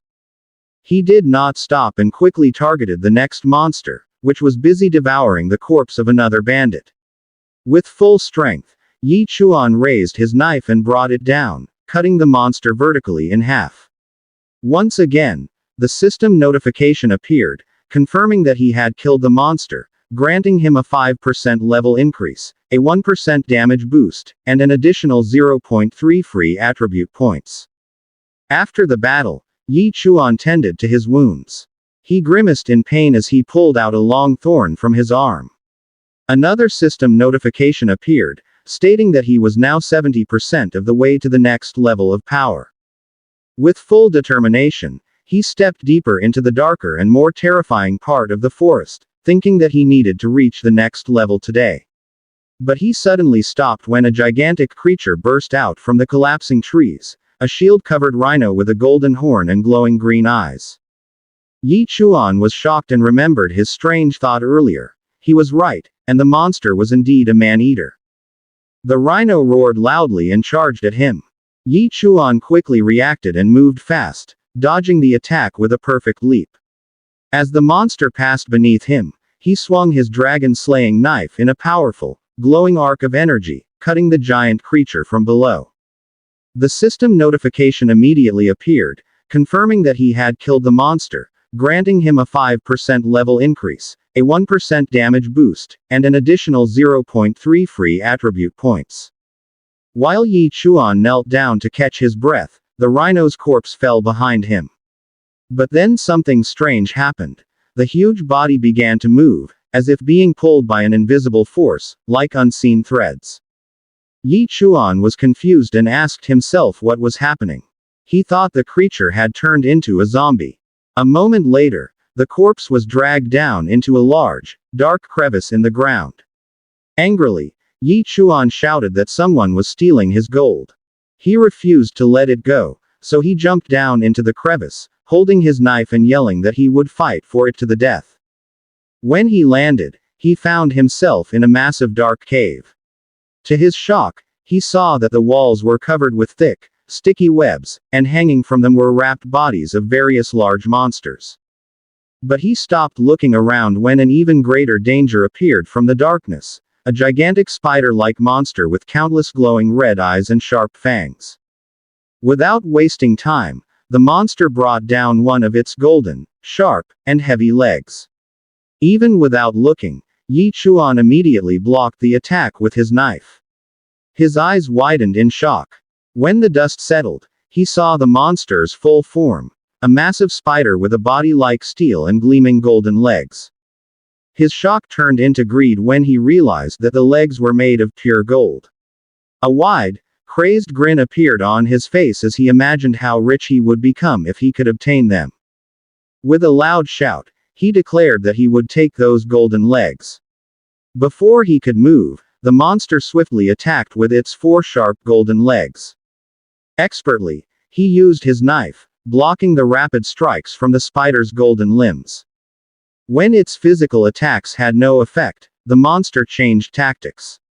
It opened its huge mouth and released a large ball of white web, which immediately wrapped around Yi Chuan in midair and completely trapped him. Bound and unable to move, he watched as the monster stabbed his leg with one sharp golden leg. He instantly felt excruciating pain. He began vomiting dark green liquid as the poison spread through his veins. A blue system notification appeared, analyzing the poison. It was a type of venom that caused confusion and eventual madness in its victim.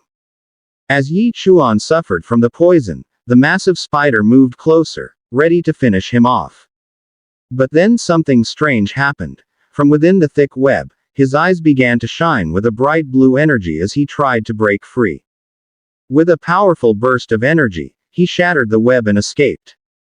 However, the poison's effects were clear. His eyes glowed with a terrifying blue light, and his entire body was engulfed in a savage energy.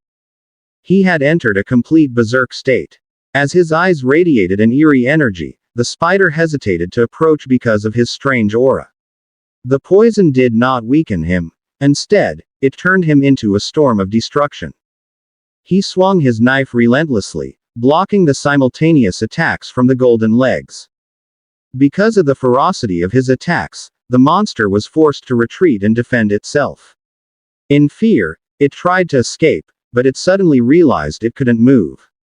As it attempted to flee by shooting webs toward the ceiling, Yi Chuan grabbed the sticky thread with his hands, refusing to let his prey go. He used the web to pull the giant monster down. With one final roar, he raised his knife and brought it down with all his strength, slicing the monster from head to abdomen. When the monster finally died, Yi Chuan screamed in pain as the energy of madness consumed his body. The spider's body collapsed, green blood flowing out, and Yi Chuan lost consciousness. The system notification appeared, indicating his victory. He had reached the next level of power, the first rank climbing realm. His main attributes, strength, speed, and spirit, had all reached a perfect 100. An hour passed. Yi Chuan woke up beside a blazing bonfire, where a large piece of spider meat was being roasted. He wondered how he had leveled up and what had happened. When he looked around, he saw the large hole in the ceiling and the spider's golden leg lying nearby. He felt exhausted, but he had no memory of what happened after he was poisoned. Yi Chuan had no idea about his berserk rampage, so he assumed it was a miracle, and that the spider had somehow died on its own nearby. He took a skewer of cooked meat, ready to eat, but before he could take a bite, he heard a seductive voice. From within the cave appeared the demoness who had been following him for a long time. She said that the smell of the roasted meat was delicious and, with a sly smile, asked if she could have a little. The demon woman slightly bowed to Yi Chuan, her voice full of seduction as she commented on how fragrant the roasted meat smelled. She asked if she could have some. As she spoke, her eyes gleamed with a dangerous pink light. In her mind, she activated her charm ability, confident that any man who looked into her eyes would obey her and become like a dog following his master. But it didn't work on Yi Chuan. Without any reaction, he simply continued chewing the meat on his stick and coldly said that if she wanted to eat, she should catch her own food because it was barely enough for him.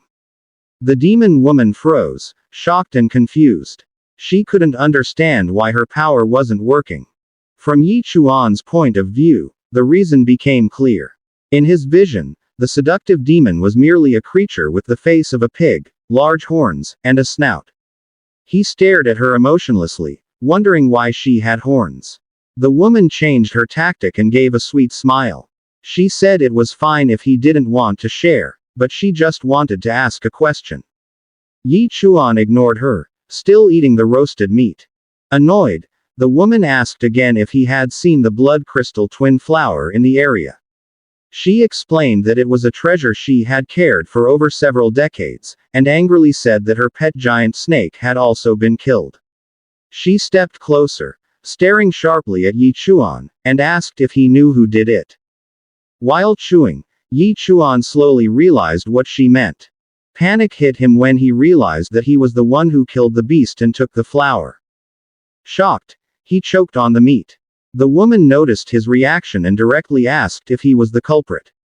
Trembling in fear, he quickly shook his head and gave a forced laugh, saying it wasn't him.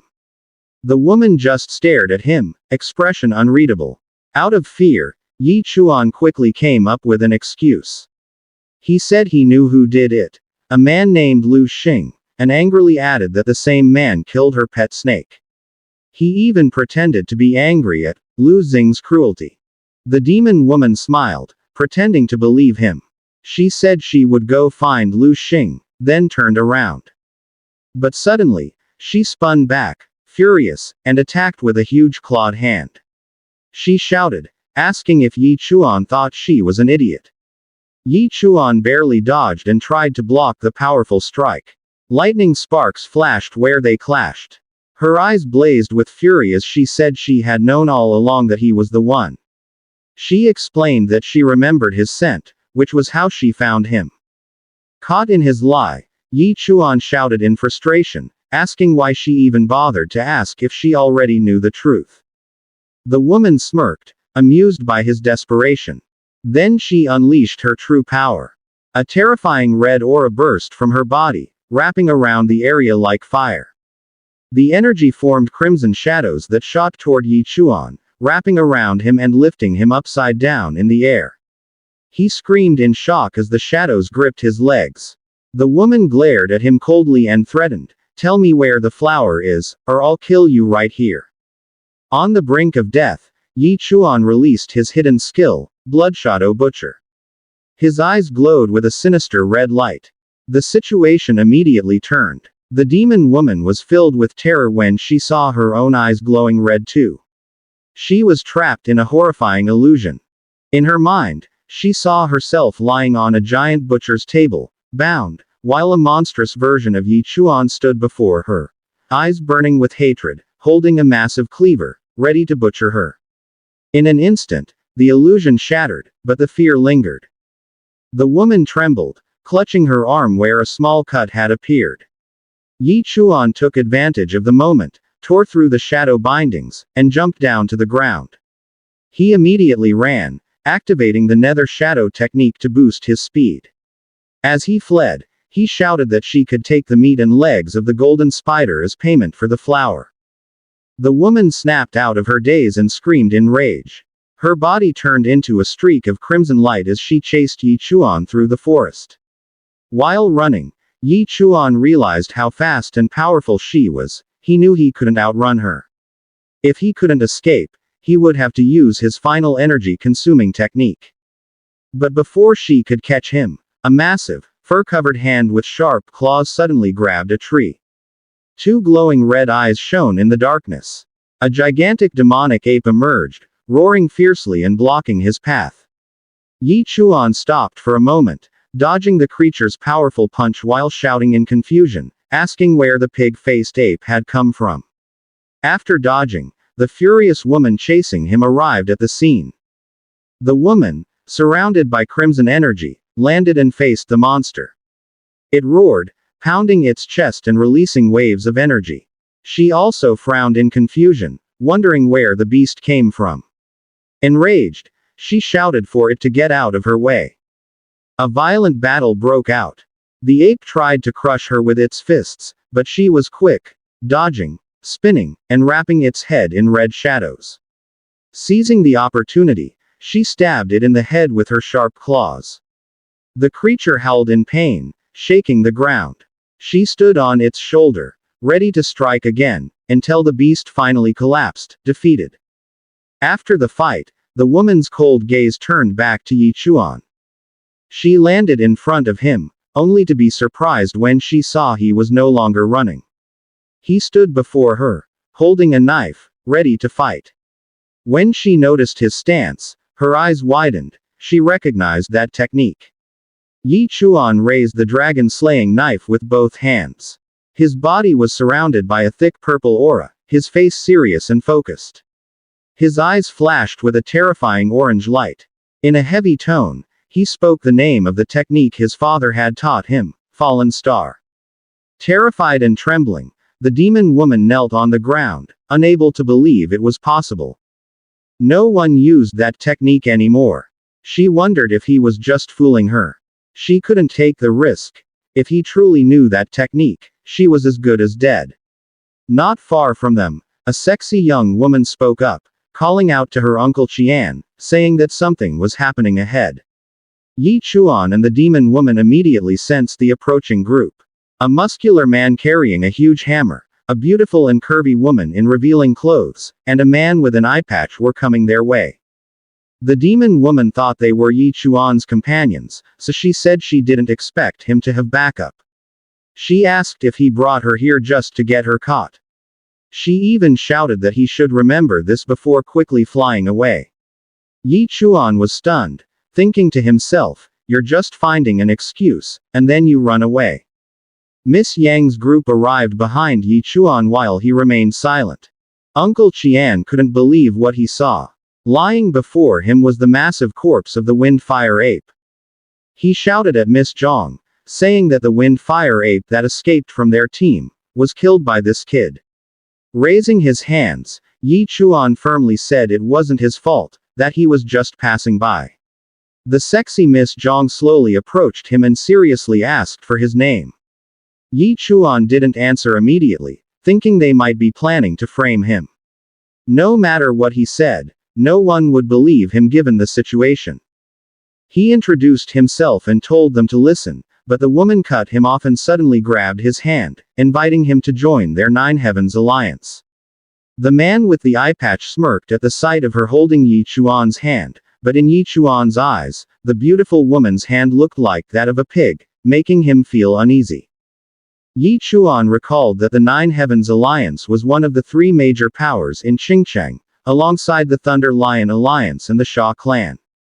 Uncle Chuan walked closer to the giant ape's corpse. He couldn't believe that this kid could kill a wind-fire ape at the 7th rank of the Climbing Pond realm in just one strike. He must be a hidden genius. Perfect timing too.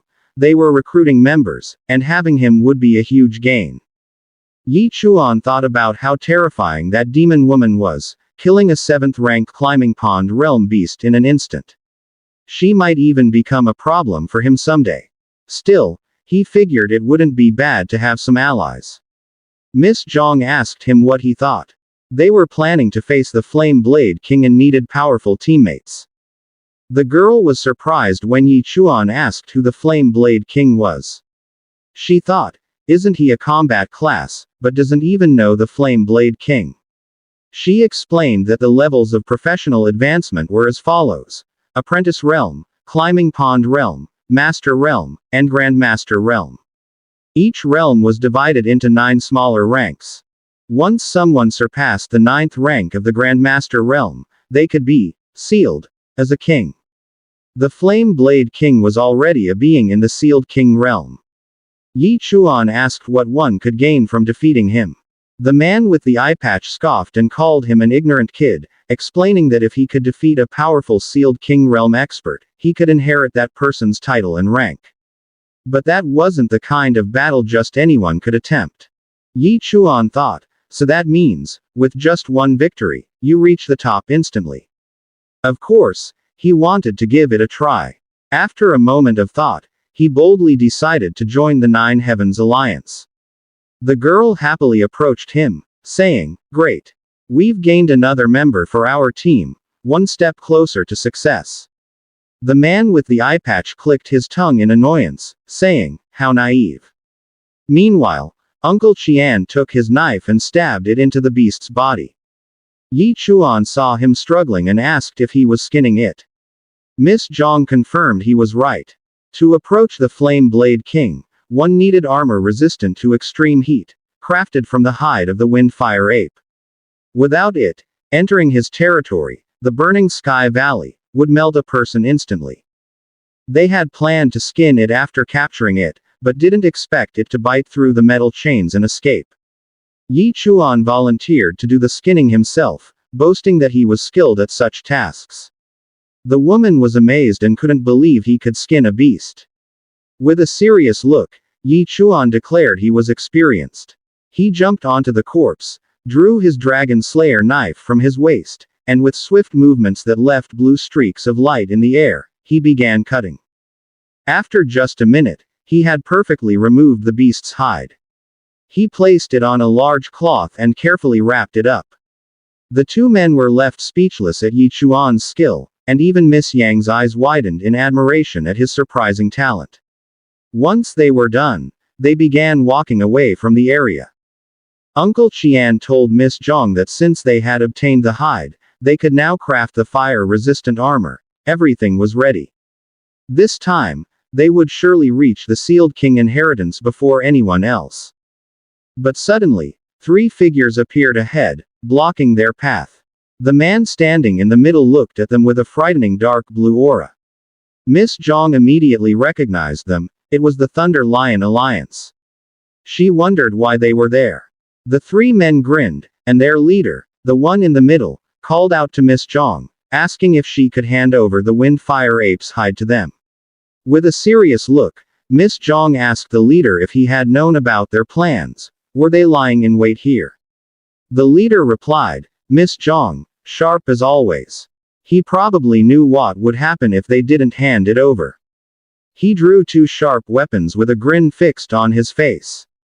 Uncle Qian flared up, shouting that they should dare to act now that they had seen them. His hammer would not show them mercy. Suddenly a comrade behind him spoke. Jia Wan. He said, to be safe, hand the Windfire Ape to me and I'll go fetch reinforcements. Without hesitation he tossed the wrapped ape hide toward him. But Yi Chuan suddenly leapt and clutched the wrapped hide tightly. Jia Wan cried out in surprise, shocked by what happened. He shouted at the protagonist, what are you doing? Give it now. While still holding the bundle, the protagonist said he'd skinned it himself, so of course he would hold it. He'd keep it safer. Jia Wan clenched his teeth in anger and was about to retort, but Miss Zhang cut him off by calling his name. Grinning, the enemy leader said, looks like your Nine Heavens alliance isn't united. Miss Zhang glared at Jia Wan in annoyance. She thought that at a time like this, the first thing he thought about was hiding the Windfire Ape. She realized he was a traitor, a dark red aura flaring as his eyes flashed. She angrily asked Jia Wan if he dared betray the Nine Heavens alliance. He answered loudly, pointing at Yi Chuan, why suspect me rather than that newcomer? That guy doesn't even look like a traitor. Hearing that, the protagonist fell into a brief silence and stared at the girl. Meanwhile, Uncle Qian suddenly moved behind Jia Wan. He raised his huge hammer, his eyes glowing red, and angrily shouted, traitor. But Jia Wan spoke calmly, saying he could not stand the unreasonable actions of young ladies who acted without reason. Uncle Qian slammed his hammer down with great force, leaving a heavy boom in the air.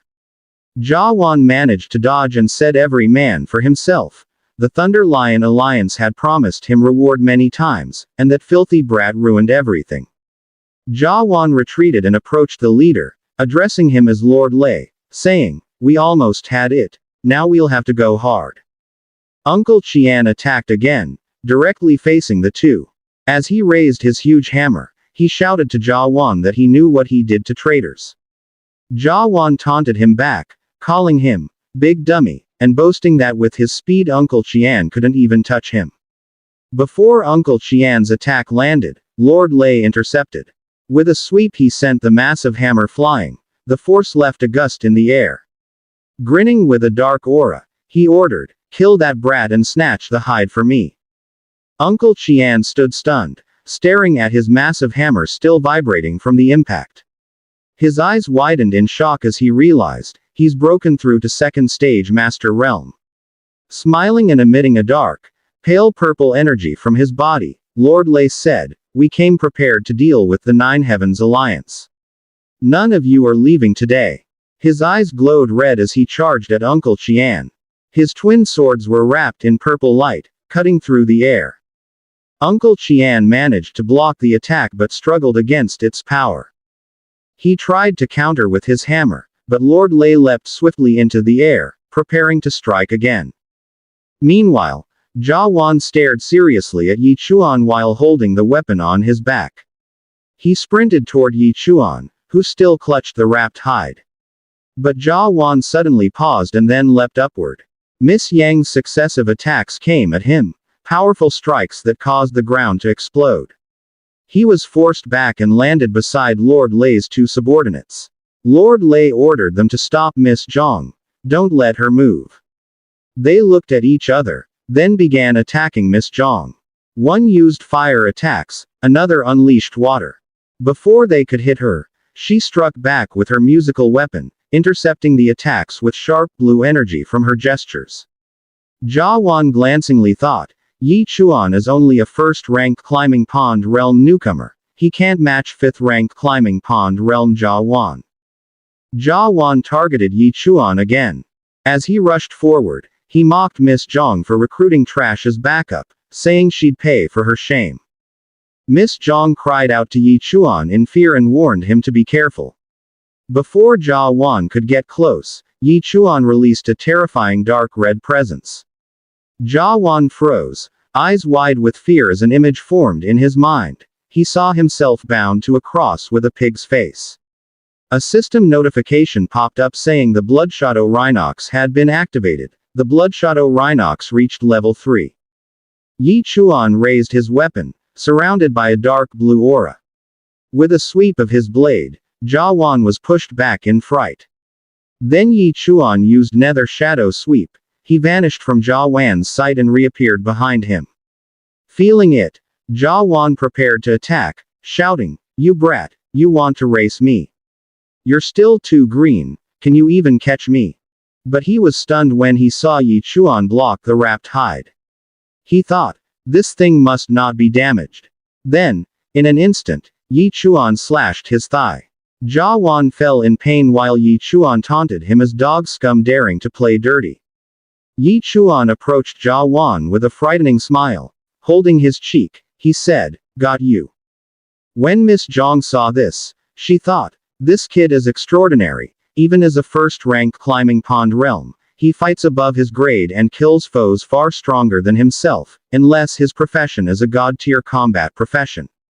Yi Chuan glanced back at Miss Zhang, who was still engaged in battle. Noticing Yi Chuan had finished Jia Wan, she called for his help, but he ignored her and instead looked toward the continuing fight between Uncle Chuan and Lord Lei. Uncle Chuan managed to block Lord Lei's powerful attack, but Lord Lei's twin swords released purple lightning that flowed through Uncle Chuan's body. He cried out in pain from the lightning's power. Staring at Lord Lei, the protagonist thought, catch the leader first. Right now we must take out the Thunder Lion Alliance leader. Under the power of the purple electricity from Lord Lei's sword, Uncle Chuan was almost on his knees, blood flowing from his mouth. With a dark expression and surrounded by a dark presence, Lord Lei said, the gap of a stage in the Master Realm is like a chasm between heaven and earth. He cannot keep up with it. Inside his Thunder Net domain, his body gradually became numb until he could no longer move. It suggested that he join his companions underground. Suddenly, the protagonist appeared behind Lord Lei, holding his shoulder, which startled him and widened his eyes. The protagonist informed him that he was not dead yet. Curious, he immediately turned to the protagonist. But the protagonist immediately used his Bloodshadow Butcher. His eyes glowed a terrifying red, and so did Lord Lei's. In his consciousness, he was like a wild boar screaming in pain while being tortured by the protagonist using the boar's electricity. He realized it was an imaginary skill, so he immediately bit his tongue. Next, He blocked the protagonist's powerful attack with his sword. Their weapons clashed. Lord Lei thought this child's skill came only from the climbing pond realm, yet he was affected. He believed it was a god-tier skill. This person should not be allowed to live. Uncle Chuan shouted at the protagonist to run because he could not match him. The difference in their realms was too great. Before he could move, Lord Lei smiled and pushed the protagonist's weapon upward, saying that no one could escape now. He kicked the protagonist hard in the stomach, and with such force, he nearly slid across the ground. While the protagonist lay on the ground, Lord Lei asked if he dared to fight him in this trivial realm. The protagonist did not move but slightly smiled and pretended to be dead. Uncle Chuan forced himself to stand while thinking of the protagonist, using his life to give him a moment. He gripped his weapon tightly and leapt into the air above Lord Lei. He would use the opportunity given by the protagonist.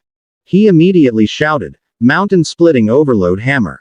His hammer grew in size and fell rapidly toward Lord Lei. Before it hit, Lord Lei's sword released red electricity. It flowed from the hammer into Uncle Chuan's body. He was wrapped in red electricity, writhing and screaming in pain. While lying on the ground, Lord Lei approached, his eyes glowing red, and red light radiating from his entire body. Despite the difficulty, Uncle Chuan forced himself to speak. He said, "Doesn't he know Miss Yang's background? He could kill her, but if he touches Miss Zhang, the Nine Heavens Alliance will not let him go." Lord Lei asked what joke he was speaking of regarding the Nine Heavens Alliance. Did they still think they could stand on equal ground with the Thunder Lion Alliance? He said not to worry, they would not kill Miss Zhang. Their brothers there were planning to have fun with Miss Zhang first. Uncle Chuan screamed at what he heard, begging them not to do it. If they had courage, they should come to him. Their conversation was interrupted when a strong energy suddenly appeared behind Lord Lei. He turned in shock. It was almost in his face. He tried to dodge, but he was still hit. The force of the attack made him scream in pain. The protagonist used the skill taught by his father, Falling Star. It left a long mark on the ground and damaged half of Lord Lei's body. Uncle Chuan was stunned by what happened, almost speechless. While holding his injured shoulder and arm, Lord Lei could not believe this child was still alive. He wondered what kind of method the protagonist had used this time. Meanwhile, the protagonist held his body. He thought that even the golden-scaled soft armor had broken from that kick. If not for its protection, he might have truly died earlier. With a frightening gaze, the protagonist said, "He thought I was dead and neglected his guard. That moment became the start of my counterattack." Uncle Chuan was amazed, thinking that one should not be deceived by how foolish he looked. His instincts in combat and awareness were on a level far beyond his realm. What he did was brilliant. By merely pretending to be dead, he tricked Lei Gang into lowering his defenses, allowing an attack to land. Lord Lei realized that a master was here, it was better not to linger. He shouted to the protagonist that he was skilled and that he would remember him. Then he quickly leapt into the trees to escape, saying that they would meet again. Uncle Chuan could not believe he was escaping. Meanwhile, he noticed the protagonist slowly falling while holding his weapon. He immediately caught him, worrying about what was happening. Miss Zhang quickly approached, asking both of them if they were okay. Uncle Chuan replied to Miss Zhang, "At this moment, I truly admire his eyes for talent." He explained that this child saved him in a critical moment and even seriously injured Lei Gang, yet Lei Gang still escaped. While carrying the unconscious protagonist, he said that the child owed his life to him. When they returned to Qingcheng, whether it was a massage, festival, or fine wine, he would serve him properly. Miss Zhang tapped him and told him to stop teaching him bad habits. Watching the unconscious protagonist, Miss Zhang thought she could not understand why. An enemy that even Uncle Chuan could not handle. How did one person from the first-rank climbing pond realm manage it? Not far away, Jia Wan's hand suddenly moved. They felt it, and the three of them looked. His eyes were glowing red. They saw he was still alive and slowly crawling away. Uncle Chuan immediately blocked him with his large hammer. He stood in front of him, emitting a pale red presence and glowing bright red eyes. Jia Wan was terrified of Uncle Chuan, begging for mercy. He knew he had made a mistake. He said he did it only because his wife was pregnant and his mother was sick. He really only needed money. Grinning, Uncle Chuan said to rest peacefully. For the sake of their past friendship, he would take care of his wife, and every night, he would also wipe shampoo from his child. Jia Wan screamed, trying to stop it. But he was mercilessly struck hard on the head, blood scattering around.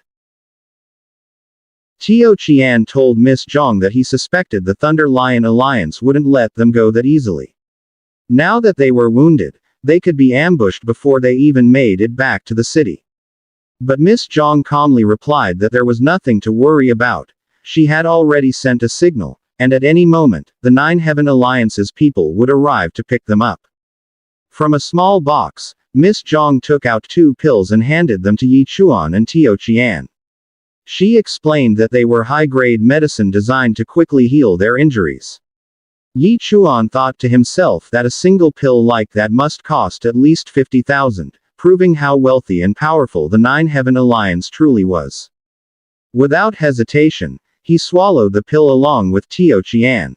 Yi Chuan was amazed at how fast it worked. He could feel his strength returning almost instantly. But then he suddenly remembered what happened earlier, when he was kicked by the enemy. He asked Miss Zhang about the sonic attack she had used against the Thunder Lion Alliance and wondered if she could use it against him as well. Miss Zhang immediately understood what Yi Chuan meant. He wanted her to use her sound wave attack so that he could train his movement. Yi Chuan nodded in agreement. He knew that the Nether Shadow Sweep was a scroll-based skill that could only improve through continuous practice. It was also the only movement-type skill he had for now. If he ever faced a real expert and couldn't keep up with their speed, he would be in big trouble. He needed to find a way to upgrade that ability. Miss Zhang smiled and agreed. She said that while Yi Chuan had been a great help earlier, her cultivation realm was still higher than his, and she was worried that if he wasn't careful, he might get hurt.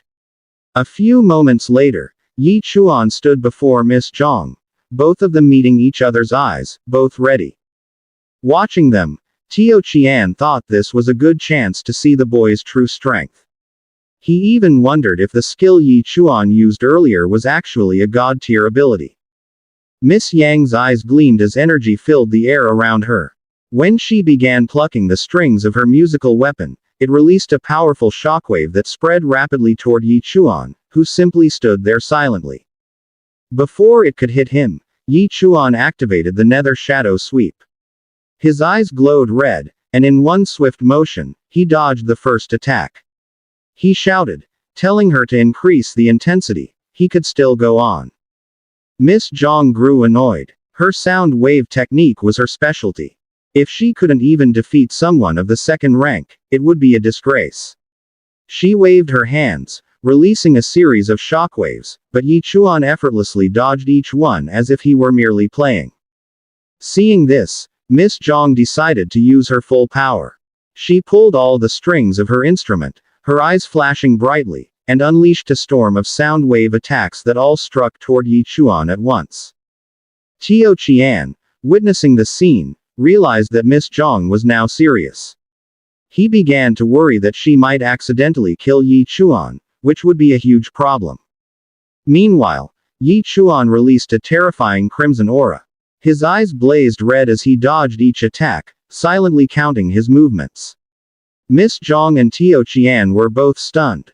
The air around him seemed to swirl with red energy each time he moved. He reached the 19th count, but then froze. A powerful wave of energy was coming at him, one that he knew he couldn't dodge. He quickly drew the dragon-slaying sword and, using all his strength, blocked the incoming attack. The force of the blast pushed him back several steps, but he managed to withstand it. Instead of fear, a smile appeared on his face. "I like this," he whispered. Then a system notification sounded. Nether Shadow Sweep upgraded to level 2. Effect. When activated, the user's speed increases by 40% for 1 minute. Fuming, Miss Zhang said she wanted to go another round, but Tio Qian immediately stepped in. He told her that was enough. It was only a spar, and there was no need to go overboard. While they were talking, the 9 Heaven Alliance's reinforcements finally arrived. Miss Zhang turned when she heard her name being called. 2 men approached, apologizing for arriving late. She closed her eyes and told them it was fine. For now, the Thunder Lion Alliance wouldn't dare cause any more trouble. They decided to head back. Tio Qian started packing up their equipment, and together, they began walking away. As they left, Miss Zhang turned to Yi Chuan and asked if he wasn't coming with them back to the city. Yi Chuan scratched his head and said they should go ahead. He still had something to take care of. Concern filled Miss Yang's voice as she told him to be careful, and that when he returned, he should come to the 9 Heaven Alliance. She would prepare a special gift to thank him. Yi Chuan waved slightly as he watched Miss Yang's group disappear into the distance. Then he hurried into the forest, hoping that the treasures he left behind were still there. When he arrived, he saw the golden legs of the giant spider he had defeated earlier. A mischievous grin appeared on his face. His golden scales armor may have been destroyed, but those golden spider legs were enough to earn him some powerful new equipment. He carefully packed them into a container, wrapped them securely, and slung it over his shoulder. When he returned home, he swung the door open and cheerfully called out, "Mother! Father! I'm home!" But his eyes widened in shock. The house was empty. Everything was in chaos, broken and overturned. He dropped what he was carrying and frantically searched every corner, sweat dripping down his face in panic and fear. He kept shouting, calling for his parents. On the floor, he saw a shattered photo of the 3 of them. Picking it up, a realization struck him. Lu Xing. Rage exploded inside him. His eyes burned crimson, releasing a terrifying aura. Shaking with fury, he screamed, his voice trembling. "Where did you take my family?" Yi Chuan immediately headed to Qingcheng Wealth District, where the private estate of the Lu family was located. When he arrived, even before he could enter the large gate, 2 guards blocked his way. They asked who he was, saying this was Brother Lu's private estate, so trespassing was forbidden. Annoyed and enraged, Yi Chuan shouted at them, telling them to move aside, his eyes blazing with fury. Out of fear, the 2 guards stepped back, sweating heavily. Inside the estate, Lu Xing was relaxing, drinking wine while being served by 2 sexy women. Meanwhile, Lu Jinglong was training with a wooden sword, swinging it repeatedly as he thought about what Yi Chuan had done to him. He muttered that the next time they met, Yi Chuan would surely regret it. His thoughts abruptly stopped when the large gate slammed into him after Yi Chuan kicked it open. Due to its weight, it crushed him, causing him to vomit blood. He couldn't understand what was happening and wondered if it was an explosion. When Lu Xing heard the noise, he shouted in anger, asking who the bastard was who wanted to die and dared to kick his door. In his rage, he nearly crushed his wine glass in one hand. Yi Chuan walked in and stepped on the large door beneath which Lu Jinglong was pinned. His eyes glowed red as he gritted his teeth in fury, slowly walking forward while releasing a dark aura from his entire body. Lu Xing greeted him with a grin, delighted to finally see Yi Chuan, the very person he'd been looking for. His men who were supposed to protect him had died miserably, and he wondered if Yi Chuan was behind it.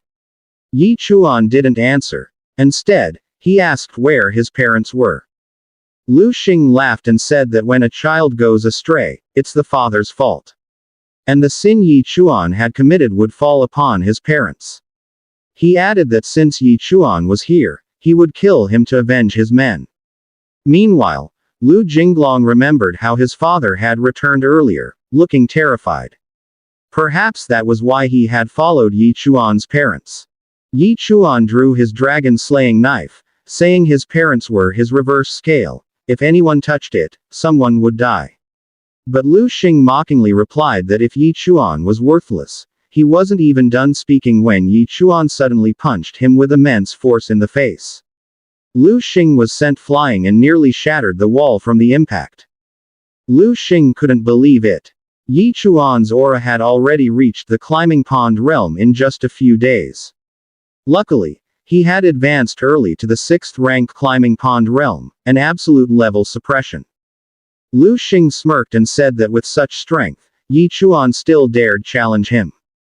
According to him, Yi Chuan was losing his mind. Slowly, a stone shield formed on his body until he was fully covered in rock armor. It reduced agility but greatly increased strength, defense, and provided 40% extra protection against sharp weapons. Still pinned beneath the heavy door, Lu Jinglong shouted at Yi Chuan, saying that forcing his father to use his true power meant death. At that moment, one of Lu Xing's eyes glowed red. He prepared to attack with his fist. When he released the punch, Yi Chuan felt its power and immediately used Nether Shadow Sweep, causing him to vanish from Lu Xing's sight and reappear behind him. He attacked with the dragon-slaying knife, but it barely damaged the rock armor. Lu Xing used this chance to kick Yi Chuan with tremendous force. Yi Chuan was hurled back until he crashed into the wall. Lu Xing slowly walked toward him, saying that Yi Chuan should know there was a gap he could never cross. Boastfully, he said Yi Chuan couldn't break his defense, and with just one touch, he would die. A notice appeared. Damage from pigs has decreased by 65%. Yi Chuan slowly stood up, staring seriously at his opponent, then returned his weapon to his waist. Lu Xing wondered how Yi Chuan was still standing after he had used full force earlier. He couldn't believe it had almost no effect. Clenching his fist, Yi Chuan said that if his sword couldn't break the armor, then he would use his fist. Lu Xing arrogantly invited him to try. Let them see his flesh against the stone armor. Lu Xing was shocked when Yi Chuan suddenly appeared in front of him, preparing to strike. In a flash, Yi Chuan delivered an extremely powerful punch to Lu Xing's stomach, his eye glowing red. A notice appeared. Damage to pigs has increased by 500%. Yi Chuan roared in anger and drove his fist with full force into Lu Xing's body. Lu Xing's eyes widened as his face turned pale. He couldn't believe this boy's punch was like a cannon blast. His rock armor was nearly shattered. Before he could recover, Yi Chuan attacked again, a powerful punch directly to Lu Xing's head. He collapsed, and the armor broke apart. Pieces of the stone shield and even his teeth flew off. Releasing a blood-red aura and with glowing eyes, Yi Chuan grabbed Lu Xing by the hair and used Blood Shadow Butcher. Lu Xing screamed in terror, and in his consciousness, he felt like he had become a bloodied, sweating wild boar. Yi Chuan repeatedly punched various parts of his body, shouting over and over as he demanded to know where his parents were. Meanwhile, Lu Jinglong saw this and panicked. He screamed in his mind for Yi Chuan to stop the fight. He knew that if this continued, his father would die.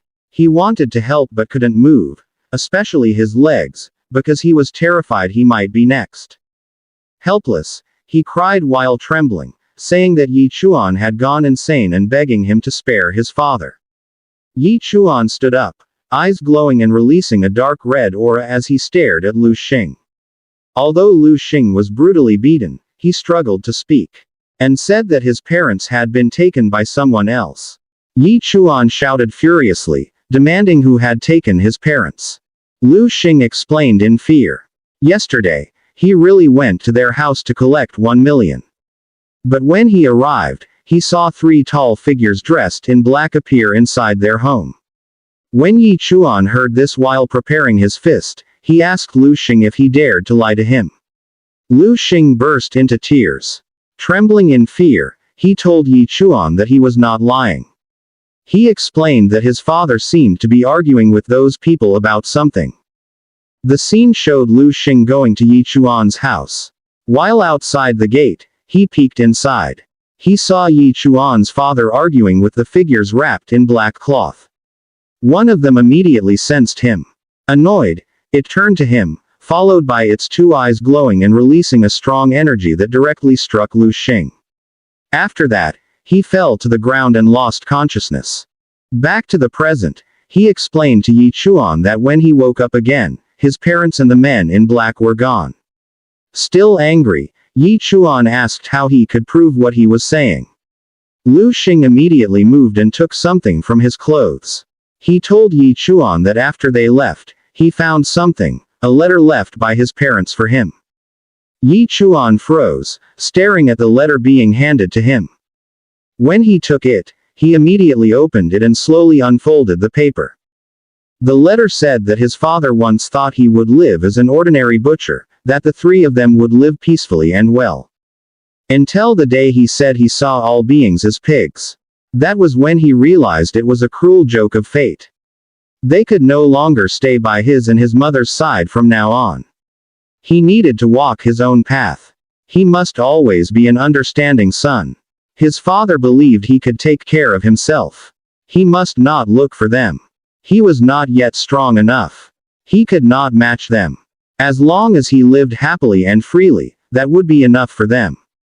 Tears flowed endlessly from Yi Chuan's eyes as he recognized that this letter was truly his father's. The scene showed his father preparing the letter to place on the table while telling his wife not to be afraid. Since Yi Chuan had grown up, they should let him walk his own path now. If he wished to climb the highest peak, as his father, he would lay the steps beneath his feet. If he grew tired of killing and only wished to live as an ordinary man, then as his father he would bear that burden for him. If he ever reached the peak, someday, they would meet again. After those words, they left the letter on the table with the note that it was for their beloved son. Back to the present, Yi Chuan left the Lu family's house. He walked quietly away while holding the letter. Lu Xing watched him leave, and at that moment Lu Jinglong came, helping his father stand. In a soft tone, he told his father that he would avenge him. His father angrily replied while crying. How could he avenge him, when even he himself could not withstand it? Holding his swollen cheek, he told his son that Yi Chuan would pay. From the table, he took his phone and began calling his cousin. On the other line, his cousin immediately answered. His cousin turned out to be the boss of the Thunder Lion Alliance, who had just fled from his battle with Yi Chuan. He was sitting on the sofa, his wound being bandaged by two sexy women. While speaking with his cousin, Lu Xing said he needed him to stand up for him because he almost got killed. Lord Lei angrily asked who in Qingcheng dared to trouble him. On the other line, his cousin said it was a butcher named Yi Chuan. Holding his wound, Lord Lei remembered the name Yi Chuan, a butcher. He smirked as his eyes glowed red and released a dark crimson aura around him, mocking Yi Chuan. He told his cousin to settle all old and new debts. The scene shifted inside Yi Chuan's house. He looked at their family photo, which was broken, but he fixed it in its frame. In his mind, he told his father and mother, wherever they were, that he would find them. He once again took the golden spider leg and placed it on his shoulder. With a determined gaze, he began walking out of their house.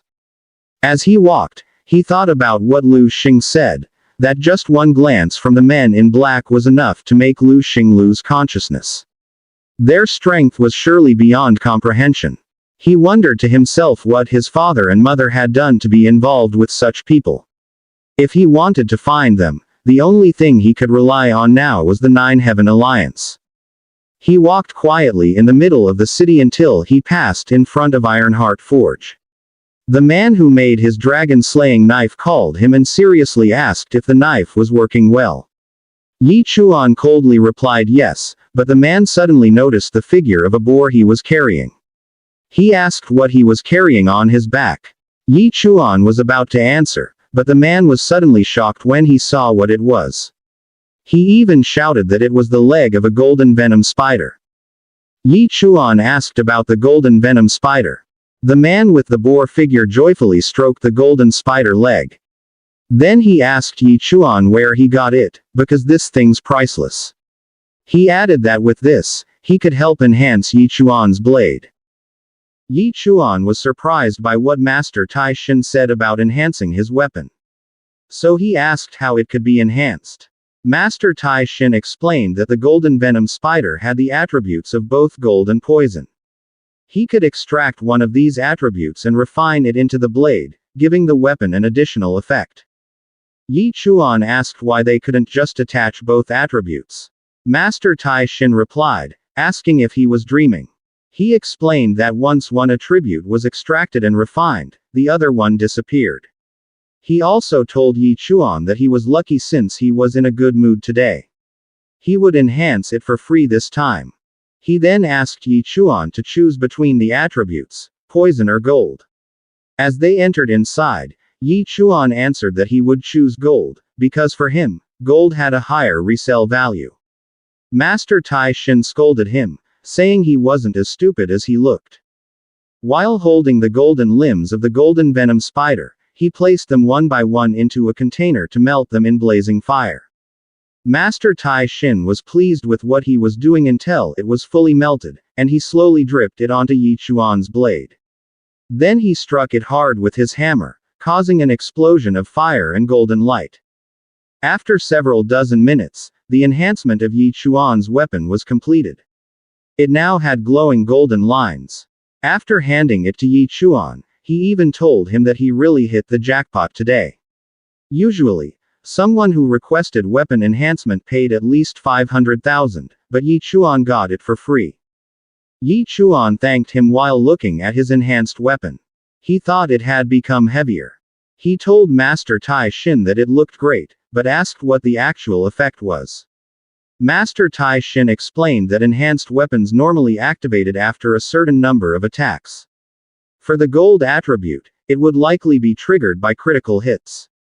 Yi Chuan started thinking about critical hits and realized he had chosen correctly. With his system talents, his critical capability was at the highest level. Holding his dragon-slaying knife glowing with golden light, he began swinging it repeatedly in the air, leaving golden trails.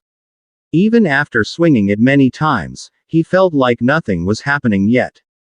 After many swings of his dragon-slaying knife, he suddenly stopped and widened his eyes when he saw the golden glow on his weapon intensify.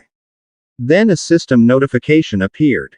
His pig butchered blade was successfully enhanced. Blessing level 1. Passive skill. Every 9th strike would cause the 10th strike to deal 200% damage. Higher skill levels would increase critical damage and reduce the required activation count. After reading the system message, Yi Chuan thanked Master Tai Shin again. He also said that if Master Tai Shin needed help in the future, he wouldn't refuse. Master Tai Shin told him that this was the only thing he could do for him. Then he waved as Yi Chuan walked out. The scene shifted to Yi Chuan standing at the foot of the mountain where the Nine Heaven Alliance was located. He observed the beautiful scenery and the long staircase leading to the top. As he walked upward, he saw the principal. The principal immediately asked what he was doing there. Yi Chuan didn't answer and instead asked the same question back. The principal scolded him not to repeat what he said. He was there to recommend students from their academy to the Nine Heaven Alliance. He needed to see if their students would be accepted, because it brought great honor to the school. Yi Chuan just stared at him. The principal added that he shouldn't blame him for not being included in the recommendation list. After all, he wasn't from a combat profession. He also said that none of his recommended students were accepted, not even Shu Lingxuan, since the Nine Heaven Alliance standards were extremely high. After he finished speaking, he asked Yi Chuan what he was doing there. Yi Chuan said he was there for intense mountain climbing training.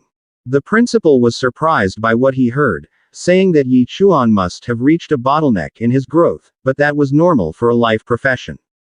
The principal placed his hand on Yi Chuan's shoulder and advised him to give up the path of combat and focus on proper pig slaughtering. Yi Chuan said he understood and that he would immediately return to pig slaughtering. As Yi Chuan was about to leave, the principal suddenly sensed something from his presence. Before Yi Chuan could get far, he stopped him and asked what realm he was in now.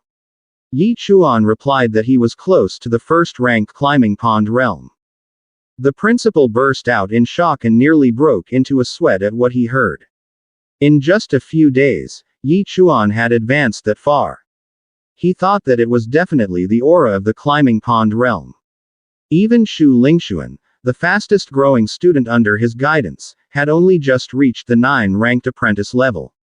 Even though leveling up was easier for life professions in the early stages, it shouldn't be this fast.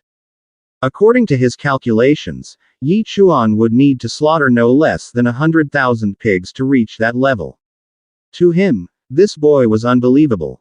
As the principal was still thinking, Yi Chuan asked if he needed anything else.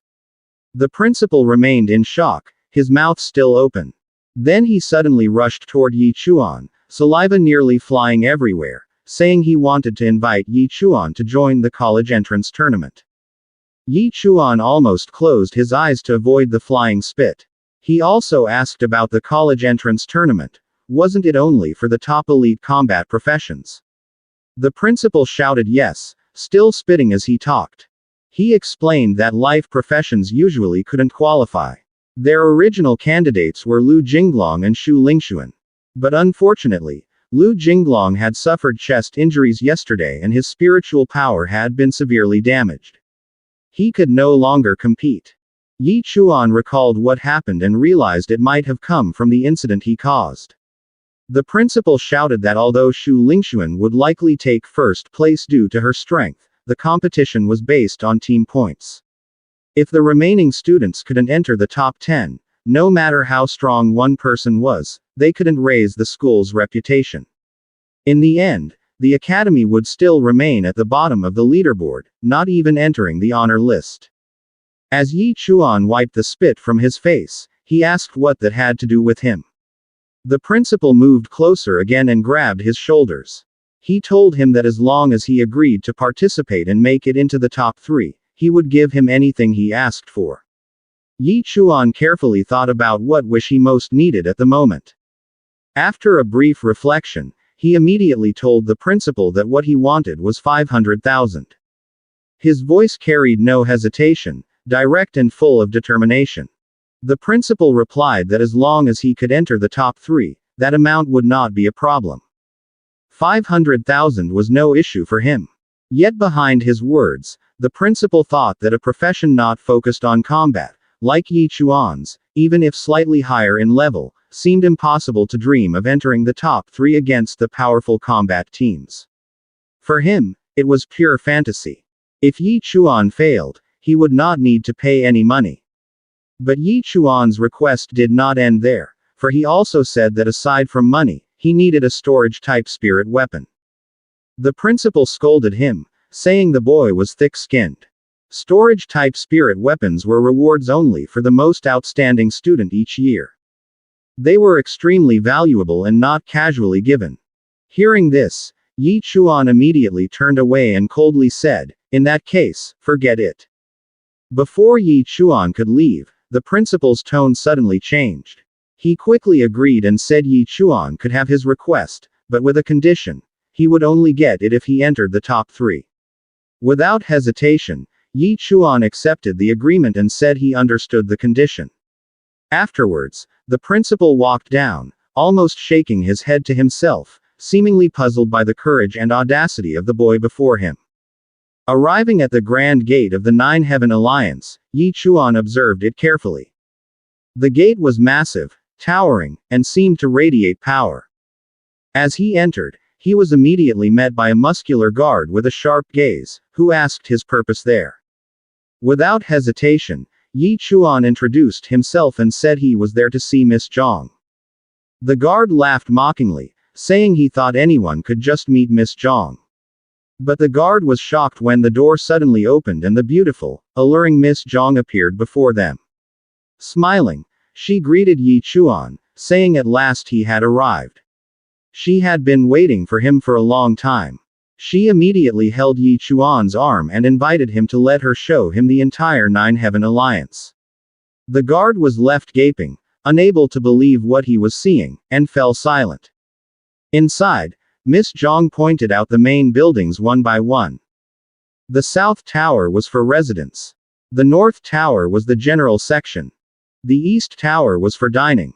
The West Tower was for training.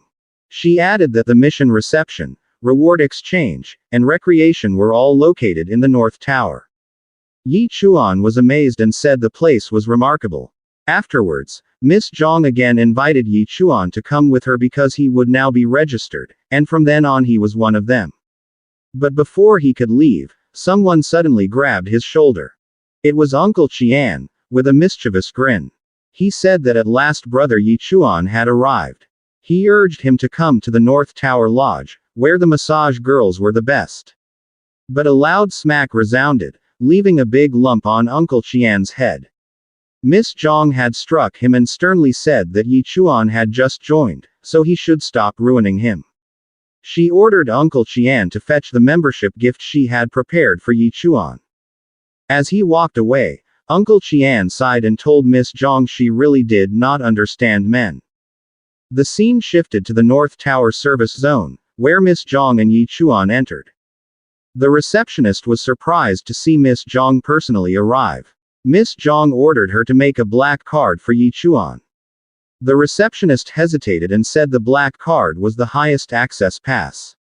It granted free entry to any place in the Nine Heaven Alliance base. Was she sure she wanted to issue a black card to this newcomer? Miss Zhang seriously told her to just do as she said. The receptionist immediately complied and asked Yi Chuan to register his information. After a short while, the receptionist congratulated him while handing over the black card. From now on, he was an advanced member of the Nine Heaven Alliance. Yi Chuan asked as he received the black card. If there were different levels of cards, why was he given a black card? Miss Zhang explained that in the Nine Heaven Alliance, everyone's permissions depended on contribution points. These were earned by completing missions for the Alliance. Only those with more than 100,000 contribution points qualified for a black card. And for Yi Chuan, since she personally recruited him and because he had made a great contribution in the battle against the Thunder Lions Alliance, it was natural that he qualified for the black card. And above all, with a seductive tone and gesture, Miss Zhang said she expected much from Yi Chuan. But in Yi Chuan's eyes, he felt uneasy at her frightening pig-like face. Their conversation was cut short when Uncle Qian suddenly shouted from behind while running. Embarrassed, the two moved apart, realizing something seemed wrong. Uncle Qian quickly handed the rewards to Yi Chuan, saying this was the gift for a newcomer. This reward was specially prepared by Miss Zhang for him, more luxurious than what other newcomers received. Yi Chuan immediately thanked Miss Zhang. Afterwards, she told Uncle Qian he could leave now. She herself would take Yi Chuan to his residence. The scene shifted to where they entered the Nether Demon Spring. Yi Chuan quickly asked Miss Zhang, didn't she say earlier that the residence was in the South Tower? Miss Zhang replied, wasn't he injured in the last battle? This spring, she said, could heal his body. Miss Zhang immediately removed her clothing, revealing her sexy figure in a two-piece, and directly immersed herself in the spring. In a gentle tone, she invited Yi Chuan to join her. Yi Chuan immediately took off his clothes and stepped forward, slowly approaching Miss Zhang. However, before he could fully get close, Miss Zhang noticed something and instead approached Yi Chuan herself. She carefully examined the wound on his chest and said that the injuries were still fresh. She asked whether Yi Chuan had encountered any danger last night. Instead of answering directly, Yi Chuan immediately submerged himself in the stream and lied, saying that he was only injured by an accident and that there was nothing to worry about. Miss Zhang said that she truly should thank him for what happened before. If it were not for Yi Chuan, the Thunder Lion Alliance would have already obtained the Windfire Ape's hide. Meanwhile, as Yi Chuan remained submerged and stirred bubbles in the water, he secretly thought that if Miss Zhang really wanted to thank him, it would be better for her to simply stay away from him. After a short while, Miss Zhang took out two items and pointed at Yi Chuan. She instructed him to open them and take a look, saying that cultivating inside the Nether Demon Spring would be more effective. Yi Chuan immediately took the small box and opened it. Inside was a dark-colored pill. As he examined it, Miss Zhang explained that he should consume it because it would strengthen, speed up, and toughen his body. Hesitant, Yi Chuan asked what the pill actually was. In his mind, he clearly read its name as pig aphrodisiac. Miss Zhang slightly stuck out her tongue in a teasing manner and said that he would only know its effects after eating it. In the end, Yi Chuan swallowed the pill. As he chewed it, he tasted a chocolate-like flavor that was somewhat pleasant. However, only moments later, he suddenly felt a powerful surge of energy that enveloped his entire body. The force was so intense that even Miss Zhang had to close her eyes from the strength of it.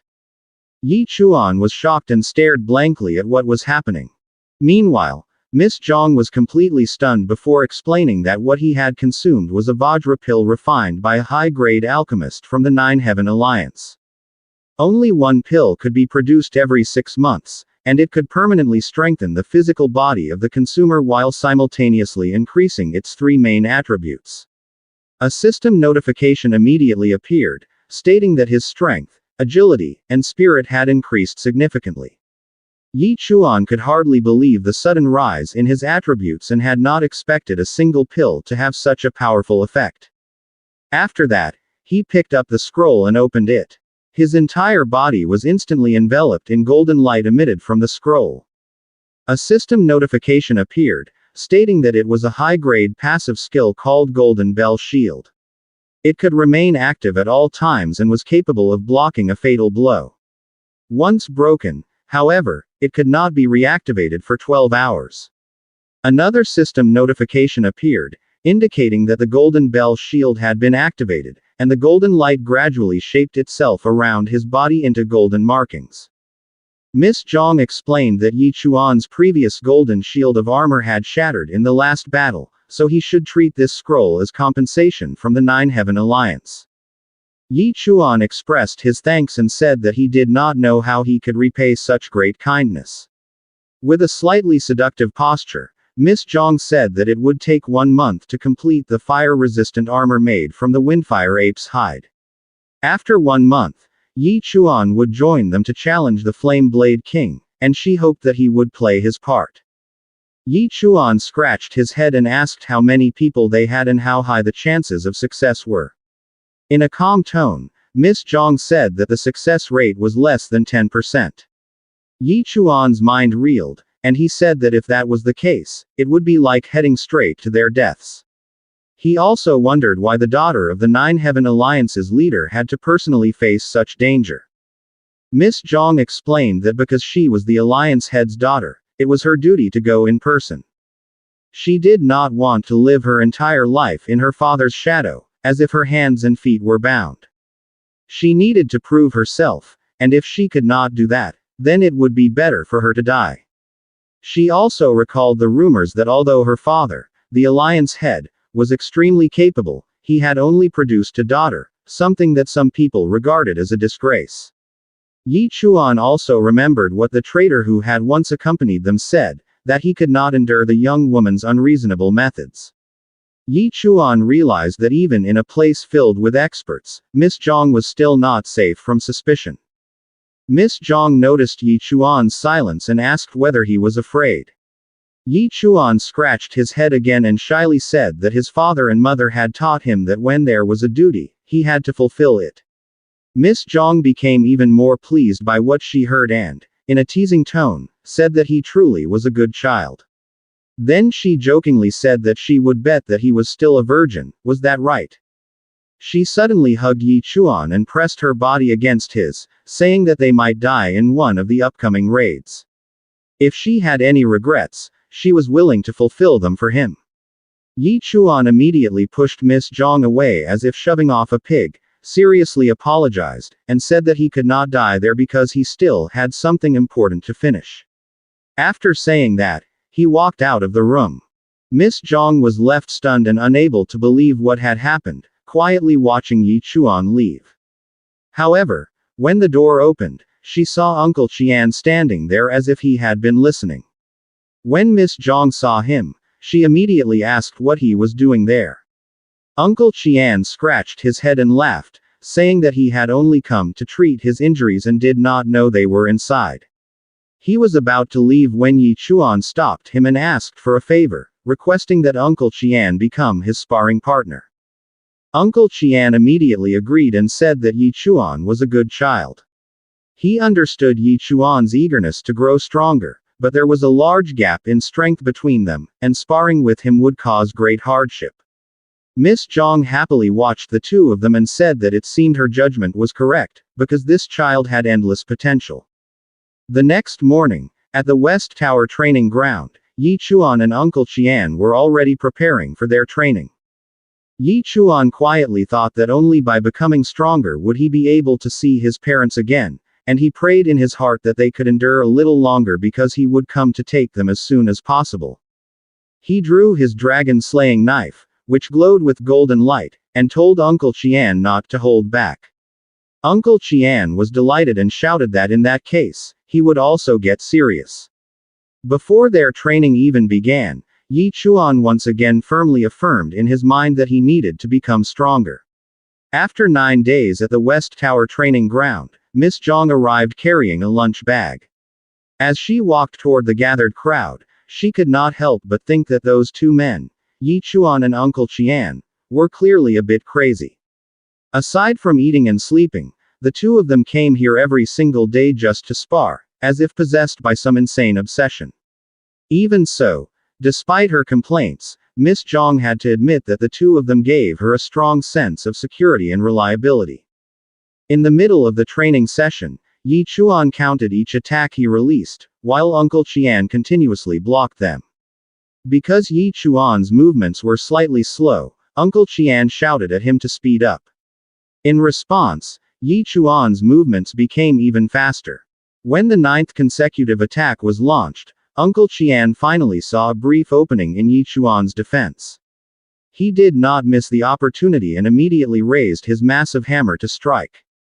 However, while still in midair, Yi Chuan gathered powerful golden energy throughout his entire body. His eyes began to glow as he prepared his counterattack, and he shouted at the top of his lungs, "Blessed falling star." Since Uncle Qian had prepared first, his hammer struck first. A terrifying blow landed on Yi Chuan, who was wrapped in thick golden energy that formed something like a sacred barrier. Uncle Qian's heart skipped. Why didn't the boy dodge?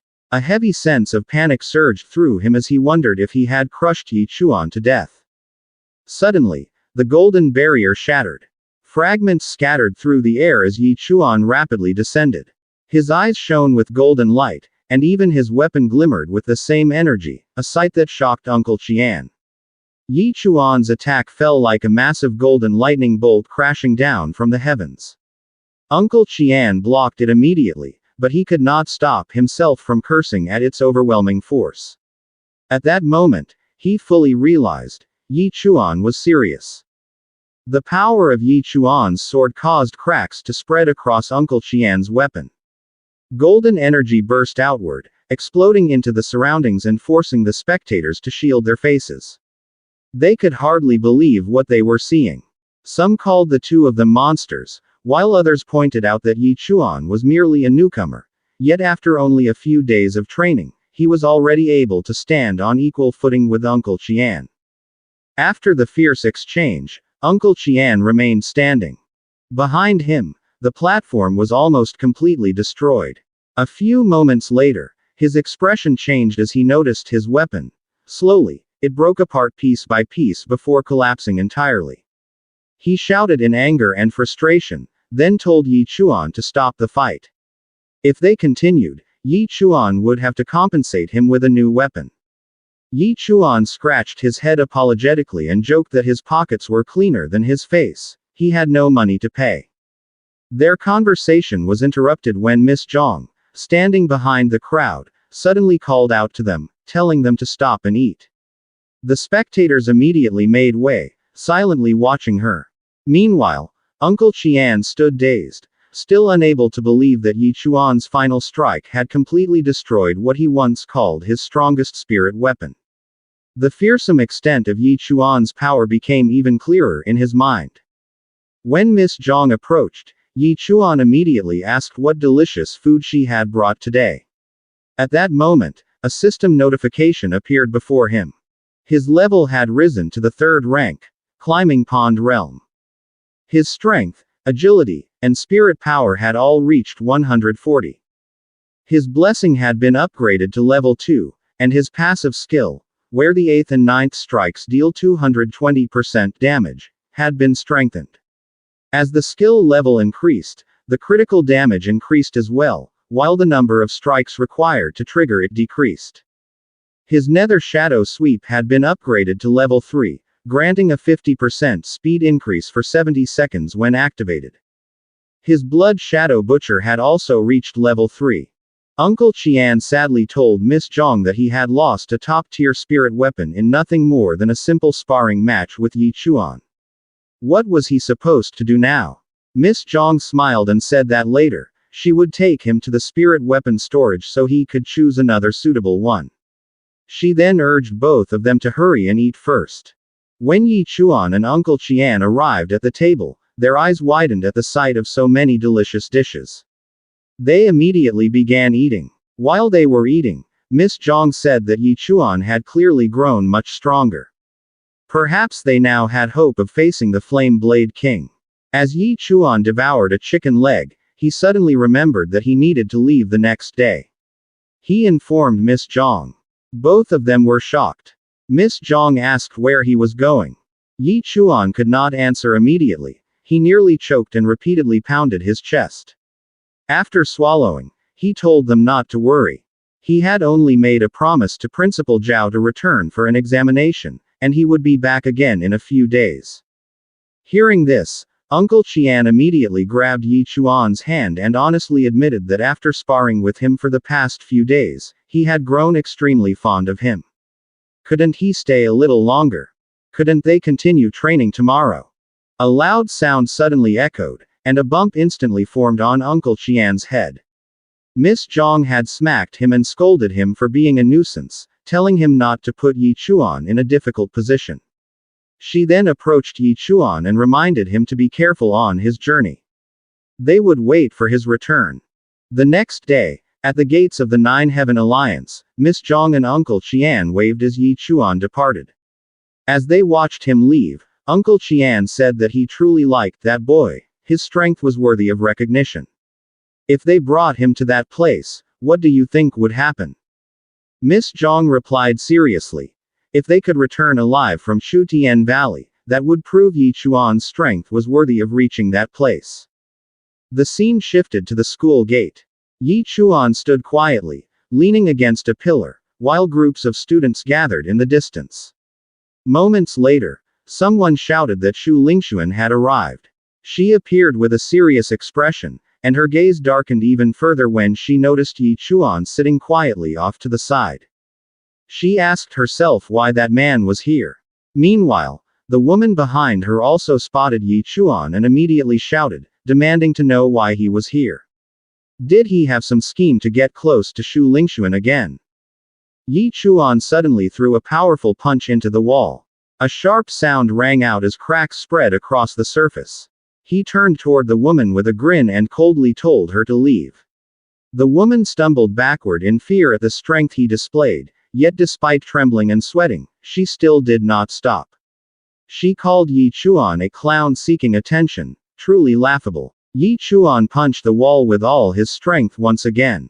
The sound echoed loudly, and the hard stone nearly shattered, causing the surrounding students to turn their heads. Some stopped what they were doing, while others stepped back in fear. The woman who had been relentlessly mocking Yi Chuan earlier suddenly turned pale. Trembling, she ran toward Shu Lingxuan to seek help. With tears in her eyes, she complained that she wanted Yi Chuan driven away, claiming that she was being bullied by him. Shu Lingxuan approached Yi Chuan with his hands on his hips. His gaze was cold as he repeatedly lectured Yi Chuan, deliberately calling out his name as if mocking him. He said that showing off in front of him was completely pointless. After that, he swung his sword through the air. The stones beside Yi Chuan cracked apart, and even the wall Yi Chuan had just punched was cleanly sliced through, leaving behind a shattered sword mark. Yi Chuan replied calmly. He explained that Principal Zhao himself had invited him to participate in the college entrance tournament, and that he had no intention of arguing with anyone. Shu Lingxuan froze when he heard this. He could not help but wonder whether Principal Zhao had really invited this man. Everyone knew that Yi Chuan was supposedly useless at present. He even questioned whether the principal had lost his sanity. He firmly declared that it was impossible, then compared Yi Chuan to a firefly daring to compete with the bright moon. At that very moment, someone suddenly stood behind him. Principal Zhao spoke with a smile, confirming Yi Chuan's words. He was indeed the one who had invited Yi Chuan to join the tournament. From now on, they were teammates. Personal grudges had to be set aside so they could fight for the honor of the school.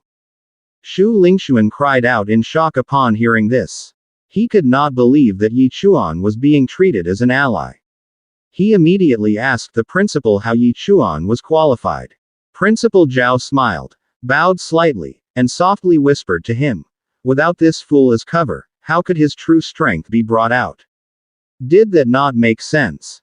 Shu Lingxuan let out a sigh and closed his eyes briefly before finally admitting that the principal had a point.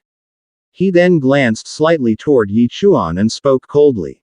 If Lu Jinglong had not been injured, Yi Chuan would never have been chosen to fight. He warned Yi Chuan not to embarrass him. Yi Chuan merely picked at his ear, as if annoyed by the words. He did not reply. Shu Lingxuan turned his back on him and quietly walked away. Principal Zhao then approached Yi Chuan and reminded him not to forget their agreement. Yi Chuan nodded in acknowledgement. After that, the two of them walked together toward the large arena where the tournament would be held. As they walked, the principal explained that the preliminary round was about to begin. Their information had already been entered into the arena system. Not far away, two men were glaring angrily at Principal Zhao and Shu Lingxuan. Their gazes were malicious, but Shu Lingxuan seemed completely unconcerned. Principal Zhao explained the rules. Each participant would draw a number and fight the opponent with the corresponding number. If they won, they would remain on the stage and challenge the next opponent. In the end, everyone would be ranked based on the number of victories. The last four remaining in the four arenas would advance to the final round. He pointed to the four arenas in the center of the stage, surrounded by a massive crowd of spectators. He also gave a reminder. Students from the same school would not face each other in the preliminaries. Because of this, the two students standing behind him secretly felt delighted. This meant they would not encounter Shu Lingxuan right away. If that happened, they believed he would definitely be eliminated immediately. The principal added that those who lost in the preliminary round would have one more chance to step onto another arena to challenge others. However, if they lost again, they would be completely eliminated. The woman who had been crying earlier immediately smiled and said that the principal need not worry. Since Sister Shu Lingxuan was here, first place would surely belong to them. Meanwhile, Shu Lingxuan cast a slight glance at Yi Chuan. In his mind, he thought it would be entertaining to watch Yi Chuan in the arena, a clown with a life profession making a fool of himself on the stage. Moments later, the red flag was waved. The crowd erupted into cheers as the large screen above the arena lit up. Cameras were already in position to capture the upcoming battles. Powerful lights focused on the four arenas were switched on, causing the cheers of the spectators to grow even louder. From the center of the stage, the female announcer enthusiastically delivered a welcome to the college entrance tournament. She introduced the participating schools one by one this year: Qingcheng High School, Lingyun High School, Yingkai High School, and Qingyan High School. She also announced that all contestants must prepare their minds and physical condition, as their performance would directly affect their future. In the spectator stands, teachers from Skyvo Academy, Zhengwu Academy, and Taichu Academy observed quietly. They were watching every student with potential. Shu Lingxuan thought with firm determination that he had already been chosen by Skyvo Academy, and in his mind, it was as if he were telling the teachers there to watch him. He would not disappoint them. The announcer shouted loudly that the first round was about to begin. The matchups for Arena 4 appeared on the big screen. The first battle was from Yingkai High School. Lu Kai, an advanced Thunder Shadow Spear cultivator, versus Kenshin High School, Yi Chuan, whose profession was pig butcher. Yi Chuan froze when he saw his name. The arena exploded with noise. The spectators could not believe it. A pig butcher was about to fight on the stage. An elderly woman nearly clutched her head in shock, sweating as she asked whether all of this was some kind of joke. In her mind, everyone seemed to have gone mad. Principal Zhao glanced slightly at Yi Chuan. Yi Chuan immediately stood up and walked toward the arena. In the spectator stands, the male teacher, Instructor Chin, commented that among all the cities he had recruited from, this was the first time he had seen a contestant with a life profession. It was truly something else, and it seemed that Qinshan High School was already desperate. The female teacher beside him asked how he could say that, since she had recently recruited a promising talent from there. Instructor Chin smiled and replied that Qinshan High School was truly a mixed bag. There were fish and there were dragons, far inferior to Yingkai High School, which consisted entirely of elites. In Arena 4, Yi Chuan and his opponent came face to face. Lu Kai immediately stepped forward, reached out to shake Yi Chuan's hand, and thanked him, saying he had not expected to be given a free win. He even put an arm around Yi Chuan's shoulders and promised to treat him to a meal after the match. In Yi Chuan's eyes, that arm around him felt like a pig hanging onto his body. He replied with a grin, saying that Lu Kai was truly very kind. The referee raised his hand and announced that in Arena 4, the first match was about to begin. Among the row of principals, one principal could not help but ask Principal Zhao just how severe the manpower shortage at Qingcheng High School had become. With a mocking tone, he commented on whether Qingcheng had really reached the point of being forced to send a pig butcher onto the competition stage itself. He added that if they were already that desperate, Principal Zhao should have simply asked for help directly, since they could lend a few students from Yingkai High School. Amid the brief silence, Principal Xia Zhan of Lingyun High School spoke up. According to his personal view, that child possessed a peculiar aura, an unusual presence not found in ordinary people. This observation was echoed by Principal Wen Chongwei of Qingyang High School, though his agreement carried a hint of sarcasm. He said that was indeed correct, that the child was truly different, because among all those with combat professions, he was the only one with a life profession, a pig butcher. After saying that, he even let out a soft laugh, as if further emphasizing his mockery. Principal Zhao remained silent. He did not say a single word. Instead, he only kept sweating as he repeatedly wiped his forehead. In his mind, there was only one thought, that Yi Chuan must not disappoint him. Meanwhile, at the center of the stage, Yi Chuan's opponent confidently displayed his spear. He executed a swift and clean sweep, leaving behind a trace of blue light in the air. After that, he stood upright with a faint smile on his lips. In his mind, as an 8th-level apprentice realm cultivator facing merely a life profession, he believed a single move would be enough to bring Yi Chuan down. Lu Kai hardly even deserved the right to boast. He planned to show off a little first before completely crushing his opponent. Yi Chuan applauded the displayed move and voiced his praise, saying that the spear technique was excellent. However, before anything else could happen, the referee suddenly walked up to Lu Kai and grabbed him by the shoulder, asking what he was actually doing. Was he just showing off? He was told to stop the performance and start the match immediately. Because of this, Lu Kai immediately prepared himself. He took a proper stance, slightly bent forward, and gripped his spear tightly. In an arrogant tone, he warned Yi Chuan not to blame him for whatever might happen. As he leapt forward, he even shouted that if Yi Chuan had anyone to blame, it should be the fact that he was nothing more than a pig butcher. The spear shot toward Yi Chuan at high speed, but he dodged it effortlessly. Immediately afterward, Yi Chuan drew back his fist and punched Lu Kai without hesitation. At the very moment of impact, Lu Kai's teeth were nearly shattered as blood sprayed from his mouth.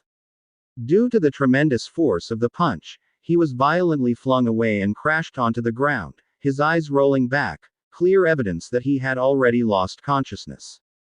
The referee immediately raised his voice and announced the result. The winner was Yi Chuan of Qingcheng High School. All of the principals were utterly shocked by what they had witnessed. Principal Zhao immediately shouted out, his voice tinged with pride, asking whether they still dared to look down on a pig butcher. With great pride, he declared that their student was a god-tier pig butcher. He might not be the typical top-tier powerhouse that many people sought, but this level of god-tier talent was more than enough to crush ordinary people. The principals broke into a sweat at the sight before them. Principal Sha Zhan expressed his admiration, saying that Yi Chuan's performance was truly impressive, and reminded them that he had already mentioned earlier that this was no ordinary student. Among the judges, Teacher Qin could not hide his shock. He knew that Yi Chuan's profession was merely that of a pig butcher, and he could not help but feel regret. If it were a combat profession, he would have been an outstanding seedling. Nevertheless, he clearly noticed that Yi Chuan's movements were fast and smooth, like flowing water. That punch seemed to have used not even a tenth of his true strength, yet it was enough to bring down a high-ranked combat profession. At that moment, he fully realized that Yi Chuan's strength should not be underestimated. The female teacher beside him suddenly recalled what Shu Lingxuan had mentioned before, about a useless man who constantly pestered her, and she realized that it was Yi Chuan. Afterward, she told Teacher Qin that throughout human history, many had attempted to defy fate using life professions, but not a single one had succeeded. She added that, in her view, Yi Chuan was nothing more than an arrogant fool and no longer worth paying attention to. Because of his victory in the first match, Yi Chuan's next opponent was immediately announced. From Qingyang High School, Xiao Jiji would fight, an intermediate fire cloud mage. Before he even fully stepped onto the stage, Xiao Jiji released flames, facing Yi Chuan seriously as fire blazed in his hands.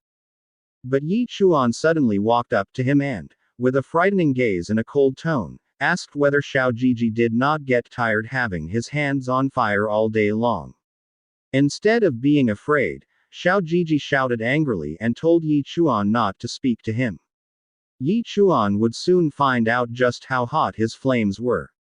In Yi Chuan's eyes, Xiao Jiji looked like a furious wild boar, constantly screaming without pause. In an arrogant tone, Principal Wen Chongwei said that he and Principal Zhao should put an end to this farce.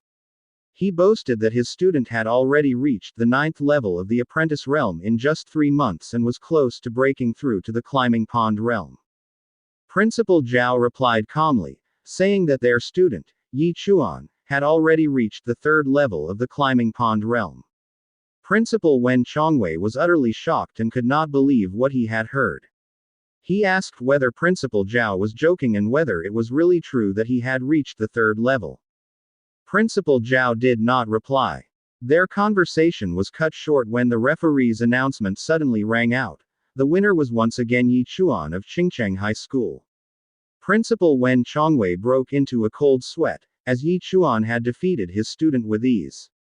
He could not understand how a student who had only awakened his profession this year could accomplish such a feat.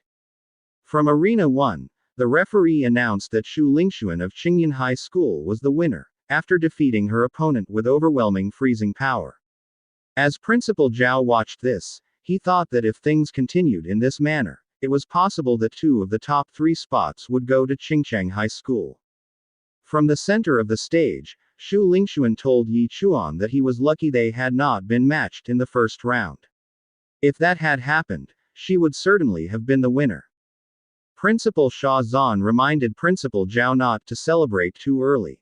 Still from Arena 1, the monitor displayed Shu Lingxuan's next opponent, Lu Wanner, a rare berserker. She climbed up from behind the stage, and when the two faced each other, she calmly asked Shu Lingxuan to go easy on her. However, with a cold gaze and tone, Shu Lingxuan clearly stated that there was no need to make friends and no restraint would be shown, even if the opponent was younger. When Principal Zhao saw this, he wondered why they had sent such a small girl onto the stage and doubted whether she was really 18 years old. Principal Sha Zhan shouted back in response, saying of course she was, and added eagerly that she should not be underestimated, because Lu Wanner was one of Lingyun High School's seed contestants. The long-awaited duel finally began in the center of the arena, where Shu Lingxuan now stood face to face with the young Lu Wanner.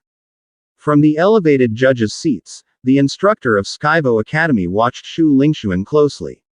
His gaze was cold and serious as he issued a strict warning, telling Shu Lingxuan not to disappoint him in this match. At the same moment, Shu Lingxuan released an overwhelming surge of energy while gripping his sword tightly.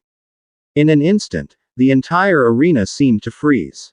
The temperature dropped sharply, and snow began to fall from the sky. Lu Wanner was surprised by the sudden cold. She raised her palm to catch the falling snowflakes and asked in confusion why snow was appearing in the middle of their fight. However, Shu Lingxuan did not give her time to recover. He charged forward at once and unleashed a powerful technique. Glowing lines and sharp slashes filled the arena, and under the relentless barrage, Lu Wanner seemed unable to move. Pieces of her red clothing were torn apart and swept away by the intense pressure of Shu Lingxuan's attack. After the devastating opening assault, Shu Lingxuan turned his back confidently, as if victory were already decided. Arrogantly, he said the child was not even worth injuring and claimed she was even more useless than Yi Chuan. Principal Zhao could not help but comment that the fight had ended too easily, feeling embarrassed that it looked like they were bullying a child. Meanwhile, Principal Sha Zhan simply smiled and repeatedly said that it was coming. Principal Zhao froze in confusion, beads of sweat forming as he stared at Principal Sha Zhan. At the same time, Shu Lingxuan frowned when he noticed that the referee had not announced his victory and was instead signaling that the fight was not over. He immediately looked toward Lu Wanner's position and was shocked to see a red aura slowly emerging from her body. In an instant, Lu Wanner's appearance changed. A blazing aura enveloped her as she shouted that it was now her turn to attack. She activated her secret technique, Berserk Blood Warrior. Her body expanded rapidly, her muscles swelling as she transformed into a massive warrior. Shu Lingxuan was stunned as the enormous shadow of Lu Wanner slowly approached him. Lu Wanner fixed him with a sharp stare, and with terrifying speed and weight, she charged forward. The arena floor cracked with every step she took. As she closed in, Lu Wanner threw a lightning-fast and extremely powerful punch. Shu Lingxuan barely managed to defend himself and was struck head-on. The sheer force sent him flying, crashing into the ground as blood flowed from his body. In his mind, he could not stop wondering what kind of monster possessed such terrifying strength. Before he could recover or stand up, Lu Wanner attacked again. She leapt high into the air and came crashing down with a knee strike aimed at Shu Lingxuan. He narrowly dodged at the last moment, causing the attack to slam directly into the ground and trigger massive destruction. The explosion of debris sent Shu Lingxuan flying once more. Shu Lingxuan's eyes widened as he saw the huge crater in the floor and realized that if he had taken that hit directly, he would likely be dead. Before he could regain his composure, he noticed that Lu Wanner had lifted an enormous chunk of stone. In the next instant, she hurled it toward him with incredible speed and force. Shu Lingxuan reacted immediately. He sprang to his feet and unleashed a series of rapid sword slashes. Each strike left behind trails of glowing blue energy as the stone was cut apart, and even his eyes shone with a blue light after the attack. He then shouted the name of his technique, Snow Phantom. Shu Lingxuan surrounded Lu Wanner with multiple afterimages of himself created from his power. These figures moved swiftly, dancing around Lu Wanner's muscular body, ready to strike at any moment. Lu Wanner attempted to stop them with a powerful punch that released a violent burst of energy, successfully destroying several illusions. In the next instant, Shu Lingxuan's sword appeared, slicing through the air toward Lu Wanner. Lu Wanner failed to dodge, and the blade pierced her shoulder. Blood immediately flowed as she grimaced in pain. Shu Lingxuan stared at her coldly and pushed the sword in deeper, releasing an intense freezing aura. A bitter smile appeared on his face as he declared that it was all over for her. Ice slowly spread across Lu Wanner's wounded body, and Shu Lingxuan explained that within moments, the snowflakes would completely immobilize her. Suddenly, Lu Wanner grabbed Shu Lingxuan's hand. She revealed the true power of a rare berserk blood warrior as her muscular body grew even larger, despite her arms being covered in thick ice. Shu Lingxuan was shocked to see that Lu Wanner could still move despite the severe wound to her shoulder. Lu Wanner tightened her grip on Shu Lingxuan's arm, causing her to cry out in shock. Shu Lingxuan could not believe that Lu Wanner was melting the ice surrounding her body using only the heat of her own blood. In the next instant, Lu Wanner unleashed a devastating punch that struck Shu Lingxuan directly in the face, sending blood spraying. Shu Lingxuan screamed in pain and fear, overwhelmed by Lu Wanner's strength, a power he could no longer block or escape. Among the spectators, Principal Zhao was filled with anxiety, wondering if Shu Lingxuan was about to lose the match. At the same time, Principal Sha Zan shouted angrily, ordering Lu Wanner to take revenge and beat her opponent even more brutally. After enduring the brutal beating, Shu Lingxuan finally broke down in tears and begged for help. In the final moment, she looked toward Yi Chuan, her face covered in blood and tears streaming down. On the other side, Yi Chuan remained calm, clapping his hands as he praised Lu Wanner's powerful attacks against Shu Lingxuan. The silence of the Skyvo Academy instructor was suddenly shattered when he witnessed what had happened to Shu Lingxuan. In his mind, he kept repeating the same thought: Shu Lingxuan should have counterattacked already. He should have unleashed his ultimate move. But before that could happen, Lu Wanner launched another attack from below the arena. She raised her fist, power surging wildly through her body. Her face darkened, her eyes ignited with a crimson glow, and a terrifying smile spread across her lips. The overwhelming pressure alone nearly forced Shu Lingxuan to step back in fear. He shouted instinctively and raised both arms to defend himself. Yet at the moment Lu Wanner's punch landed, something unexpected happened. Her fist suddenly shrank. Instead of a devastating blow, it left only a shallow strike across Shu Lingxuan's face. Blood trickled down his cheek as confusion filled his eyes. In front of him, Lu Wanner's massive form rapidly shrank, returning to her small, original body. She froze for a moment, then scratched her head in realization. Her berserk mode had completely worn off. She admitted it openly, then even stuck out her tongue at Shu Lingxuan in a teasing manner, as if mocking him. That sight ignited Shu Lingxuan's fury. He shouted that it was his turn now, swearing that Lu Wanner would pay for her arrogance. Rage and vengeance surged through him as he prepared to strike. But before he could move, Lu Wanner suddenly sprinted toward the referee and loudly declared her surrender. Shu Lingxuan was stunned. He shouted angrily, demanding to know who allowed her to surrender and insisting the fight continue. But the referee ignored him, raised his hand, and announced loudly that Qingcheng High School had won, and that Shu Lingxuan was the victor. Shu Lingxuan shouted in disbelief, questioning the call. Meanwhile, Lu Wanner stood at the edge of the arena, still sticking out her tongue playfully. Behind her, her principal Sha Zan smiled and gave her a thumbs up in praise. On the opposite side, Principal Zhao spoke calmly. He admitted that although Shu Lingxuan had won, the outcome might have been different if the fight had continued. Still, he acknowledged Lingyun High School's strength. Clearly, they had even stronger students yet to appear. Shu Lingxuan had no choice but to accept the result. Standing at the center of the arena, he took a slow breath, still unable to fully come to terms with what had happened. He frowned slightly, wondering why Yi Chuan hadn't been eliminated yet. To him, it felt unfair. His opponents were all terrifyingly strong, while Yi Chuan seemed to be facing easier matches. He clenched his fist tightly. Originally, he planned to conserve his strength for the finals. But now, it seemed he would have to reveal his true power much earlier. From that moment on, he told himself, he would fight seriously.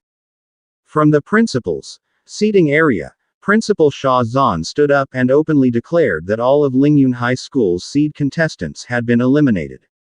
It seemed unlikely they would enter the top 3 this year. He bowed politely and prepared to leave. Before departing, he leaned toward Principal Zhao and whispered that compared to Shu Lingxuan, he was far more optimistic about Yi Chuan. After Sha Zan left, Principal Wen Chongwei spoke up. Based on the strength shown by Lingyun High School's star student, he believed the student would certainly reach the semifinals.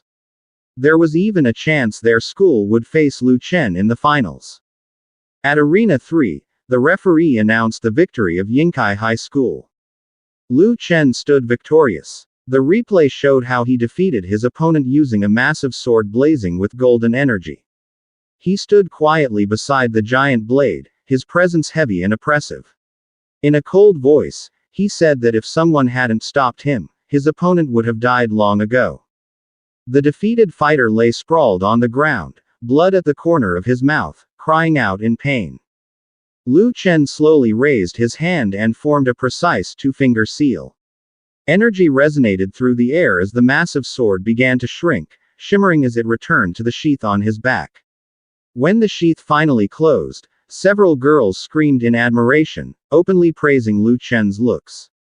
Watching this, Principal Zhao's expression darkened. He knew it was impossible for Shu Lingxuan to take first place against someone like Lu Chen. Yet at the same time, relying solely on Yi Chuan also seemed uncertain. From Arena 2, another victory was announced, Qingyan High School, with Sha Nanan as the winner. She jumped excitedly, smiling brightly as she raised both hands in triumph. Her opponent knelt in defeat, quietly admitting loss. But in his heart, his fear was even greater, the possible punishment from the Sha family for losing to their eldest daughter. In the end, he chose to surrender the ranking without resistance.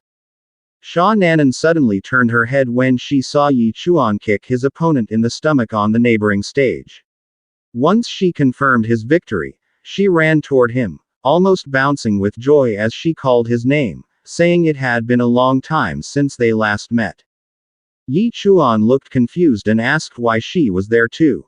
Instead of answering, Sha Nanan grabbed his arm and accused him of being a liar. Why hadn't he looked for her to hang out? Startled, Yi Chuan explained quietly that his family hadn't allowed him to. Hearing that, Sha Nanan was shocked and asked who had said such a thing. Yi Chuan scratched his head awkwardly and said maybe they were afraid he'd pester her. At that word, pester, Sha Nanan lowered her head, confusion and unease flashing across her face. She suspected someone might be interfering with her plans. Possibly her uncle. As they talked, Shu Lingxuan shot an angry glare toward the stage, recognizing the Sha family girl beside Yi Chuan once again.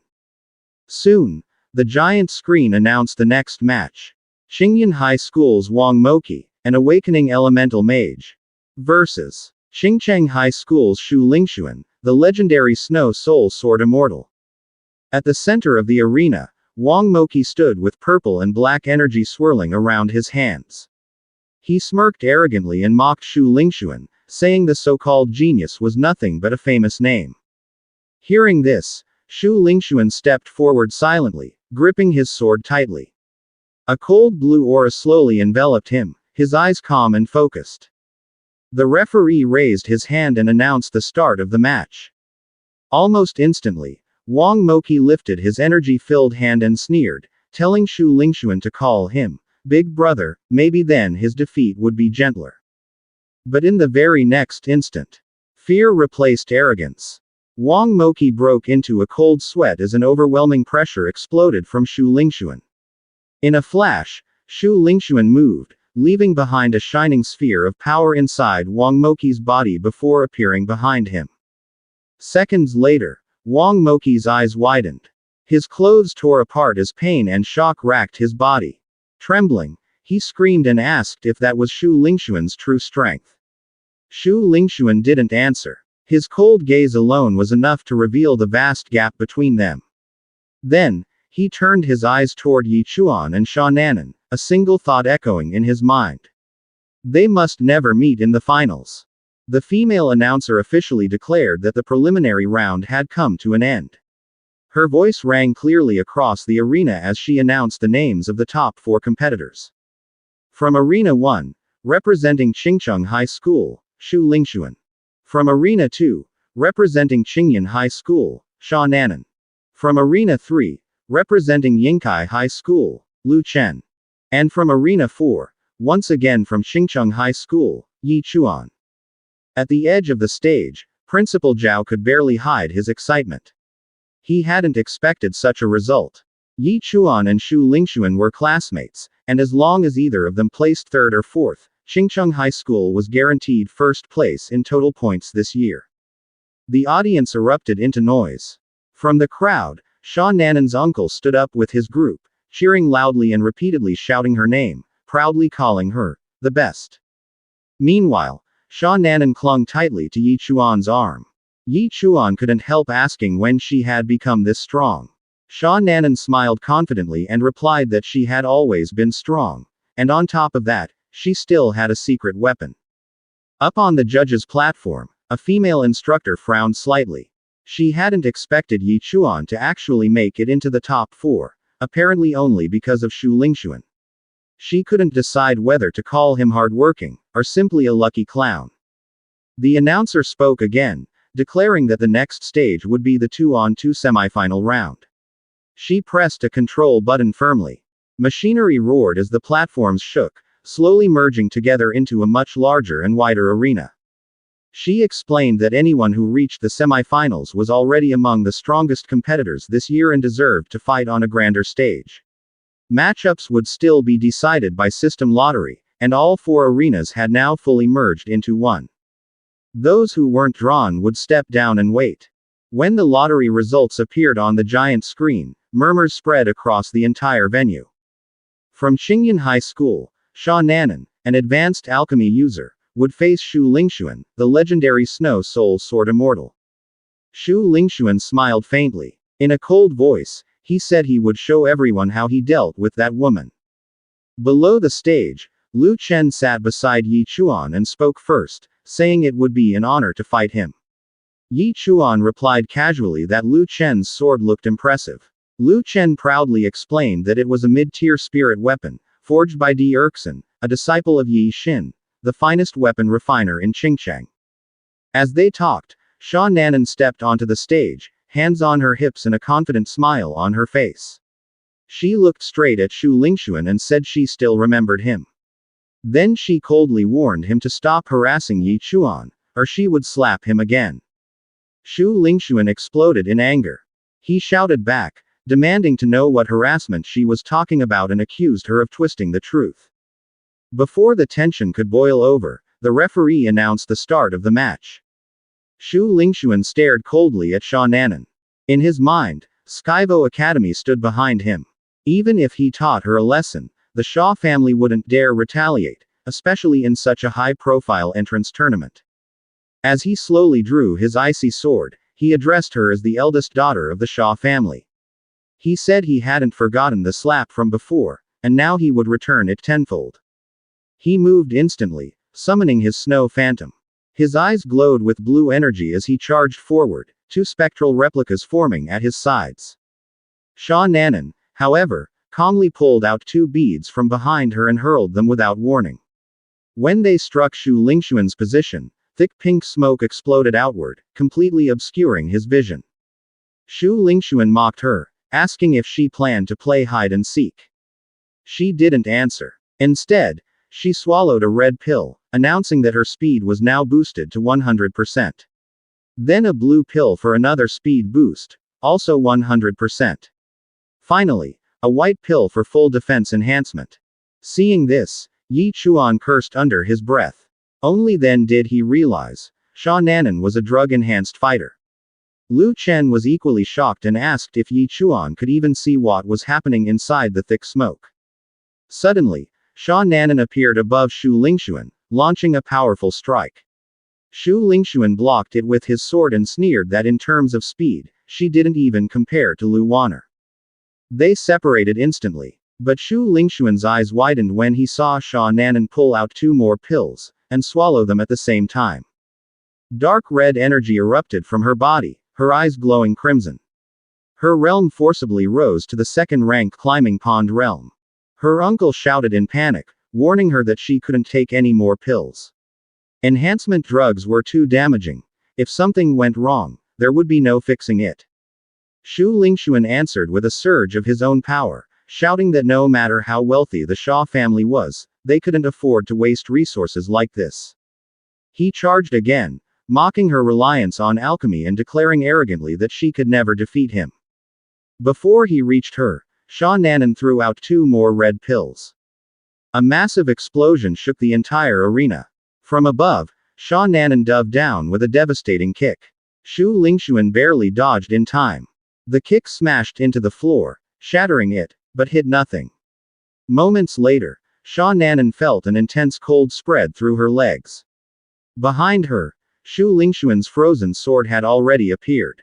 In a cold voice, he said she wasn't even worth forcing him to use a killing move. For Shu Lingxuan, the fight was already over. Shu Lingxuan unleashed a devastating slash toward Sha Nanan. The blade tore through the air, carrying an icy presence that seemed to freeze the space itself. Even though the strike only grazed her arm, it was enough to make blood spray out violently. Almost instantly, freezing energy spread from the wound, crawling across her flesh until her entire arm stiffened and went numb. Sha Nanan cursed under her breath, fury flashing across her face. She could no longer feel the arm that had been hit, and worse, she knew the effects of the enhancement pills she had taken were rapidly wearing off. As blood continued to drip, her strength drained away with it. But Shu Lingxuan had no intention of stopping. He attacked again. Slowly raising his sword, he smiled coldly and said that this was far from over. Sha Nanan's eyes widened in shock as Shu Lingxuan suddenly released a flurry of slashes. Each swing left behind a thin streak of light in the air. Before she could even react, Shu Lingxuan had already passed behind her, his eyes glowing an intense blue. Her body could no longer support itself. Sha Nanan collapsed onto the floor, completely unable to rise. Shu Lingxuan looked down at her without the slightest hint of emotion. In an icy voice, he said she would repay everything tenfold. He had said it before, and he always kept his word. This, he declared, was the price of provoking him. The referee raised his hand, ready to announce the winner. Yet despite the overwhelming pain, Sha Nanan forced herself to stand. Clutching her chest, her body trembling uncontrollably, she shouted for the referee to stop. The match wasn't over. In her mind, only one thought remained clear: Yi Chuan was watching her. She couldn't give up like this. From the audience, her uncle suddenly stood up and shouted desperately for her to concede. Before she could regain her footing, Shu Lingxuan closed in. Coldly, he remarked that it seemed she still wanted to suffer more. Without any warning, he swung his sword straight toward her face. Yi Chuan shouted in panic, instinctively trying to warn her to dodge. At that exact moment, a stone flew through the air and struck Shu Lingxuan's sword, knocking the attack aside. It was Sha Nanan's uncle. He stepped forward, his voice icy as he asked Shu Lingxuan whether he held some deep personal grudge against his young lady, because the killing intent he felt was unmistakable. Shu Lingxuan responded just as coldly. If Sha Nanan chose to participate in the competition, she should have been prepared to get injured. Even the Sha family had no right to interfere. The uncle did not argue further. He lifted Sha Nanan into his arms and turned away, warning Shu Lingxuan that young people who acted recklessly would eventually suffer the consequences themselves. Once they were off the stage, the referee officially announced the result. The winner was Shu Lingxuan of Qingcheng High School. Yi Chuan immediately ran to Sha Nanan's side, anxiously asking if she was all right. Instead of answering directly, Sha Nanan smiled faintly and asked whether she had fought well. Yi Chuan nodded without hesitation, telling her she had been amazing. Then Sha Nanan made a quiet request. She asked Yi Chuan to defeat Shu Lingxuan for her and take first place. Yi Chuan smiled and nodded, telling her to leave it to him. Her uncle immediately objected, saying there was no need for such talk. Treating her injuries was the priority now, and Yi Chuan should focus on his own match. Moments later, the next matchup appeared on the massive screen. From Yingkai High School came Lu Chen, a professional epic tier fighter known as the Frostmoon Sword Saint. His opponent was Yi Chuan of Qingcheng High School, whose registered profession was pig butcher. As soon as they stepped onto the stage, Lu Chen spoke first. He called Yi Chuan brother, and said their relationship wasn't bad. He claimed he wouldn't embarrass Yi Chuan too much and even suggested that Yi Chuan surrender early for his own safety. Yi Chuan refused. With a serious expression, he said that he was taking this fight seriously, and asked Lu Chen to do the same. He drew his butcher's blade and casually swung it through the air 9 times. Lu Chen frowned and asked what he was doing. Yi Chuan answered calmly, warming up. But the blazing red light in Yi Chuan's eyes was impossible to miss. As a golden pressure spread from his body, a system notification appeared. His next attack would trigger a blessing. Soon after, the referee announced the start of the match. Lu Chen immediately poured violet energy into his sword and declared that he would get serious.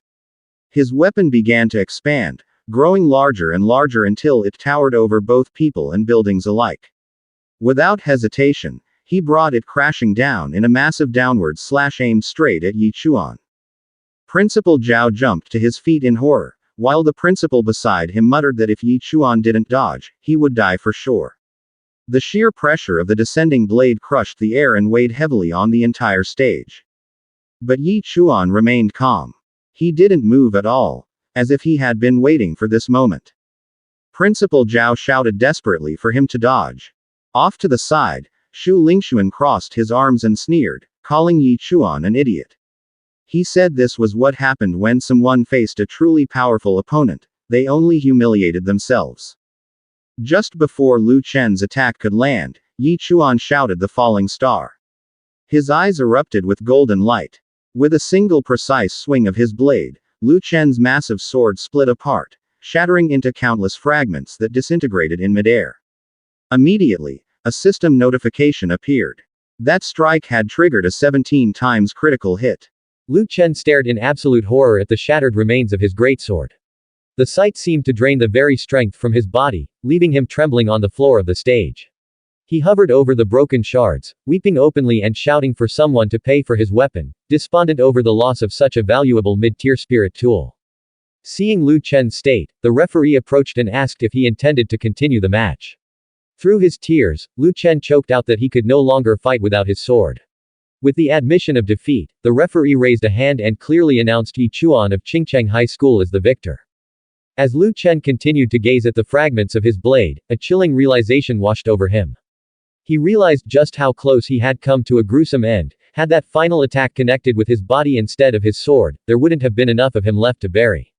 He stole a glance at Yi Chuan, who was still radiating a terrifying pressure, and understood then that there was something profoundly different about this boy.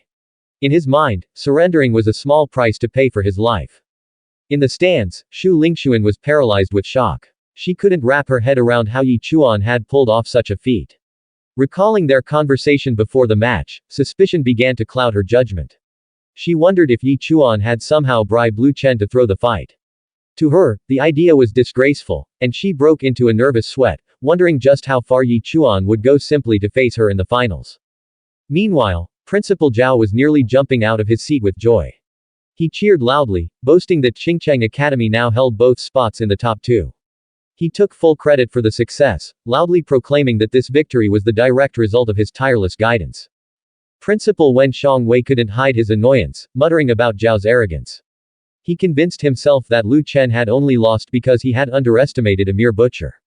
Among the visiting faculty, Teacher Qin noted that while he had high expectations for Yingkai Academy, they had been humiliated by a life-type professional. A female teacher nearby dismissed Yi Chuan's success as a fluke, arguing that the truth would come out in the finals. However, Teacher Qin wasn't so sure. He admitted that, despite the odds, he was actually starting to like the boy. From the center of the stage, the announcer's voice boomed, signaling the start of the most anticipated event, the final match between Shu Lingxuan and Yi Chuan, both representing Qingcheng Academy. The crowd erupted in applause as Yi Chuan made his way up to the stage. The announcer turned to Shu Lingxuan, asking if she had any words for her opponent. He added a bit of gossip, mentioning he'd heard the two were childhood sweethearts. The crowd began to murmur in excitement, surprised by the romantic history between the two. However, one man in the crowd spoke up to set the record straight. He explained that Shu Lingxuan had abandoned Yi Chuan the moment her powers awakened.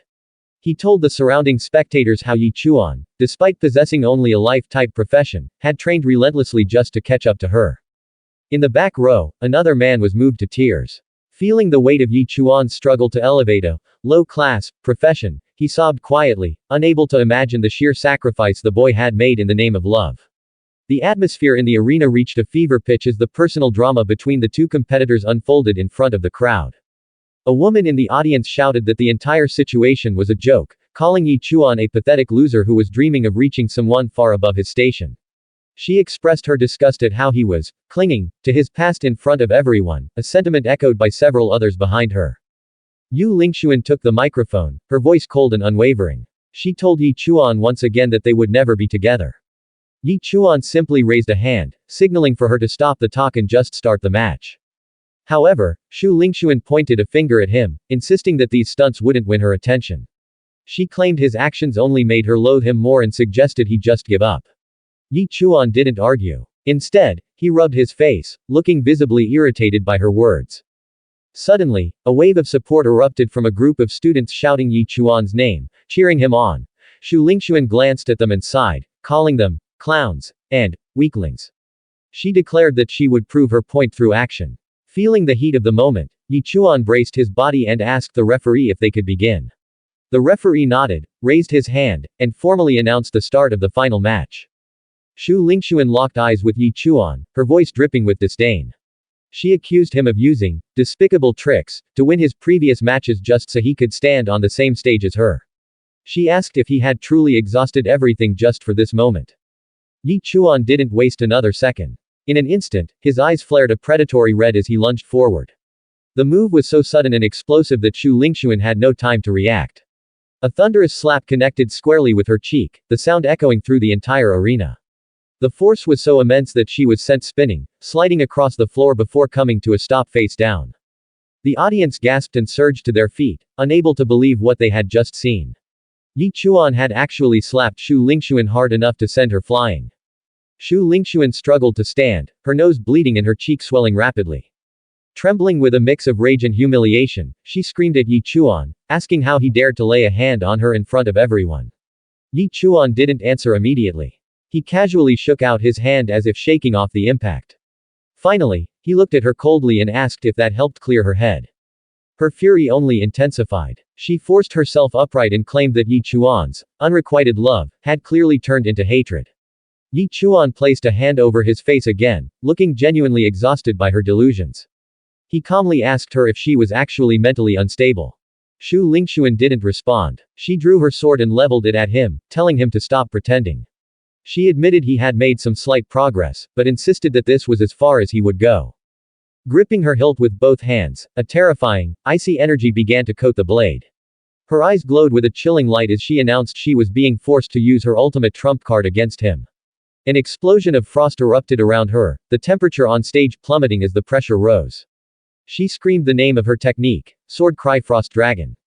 As Shu Lingxuan launched her final assault, a ragged scream tore from her throat. She blamed Yi Chuan for pushing her to this desperate edge. Along with her cry, a terrifying explosion of energy manifested as a massive dragon made of pure, jagged ice. The frost dragon let out a bone-chilling roar, exhaling a lethal mist as it lunged toward Yi Chuan to crush him. High in the stands, Teacher Lu of Skyvo Academy bolted upright, her face pale.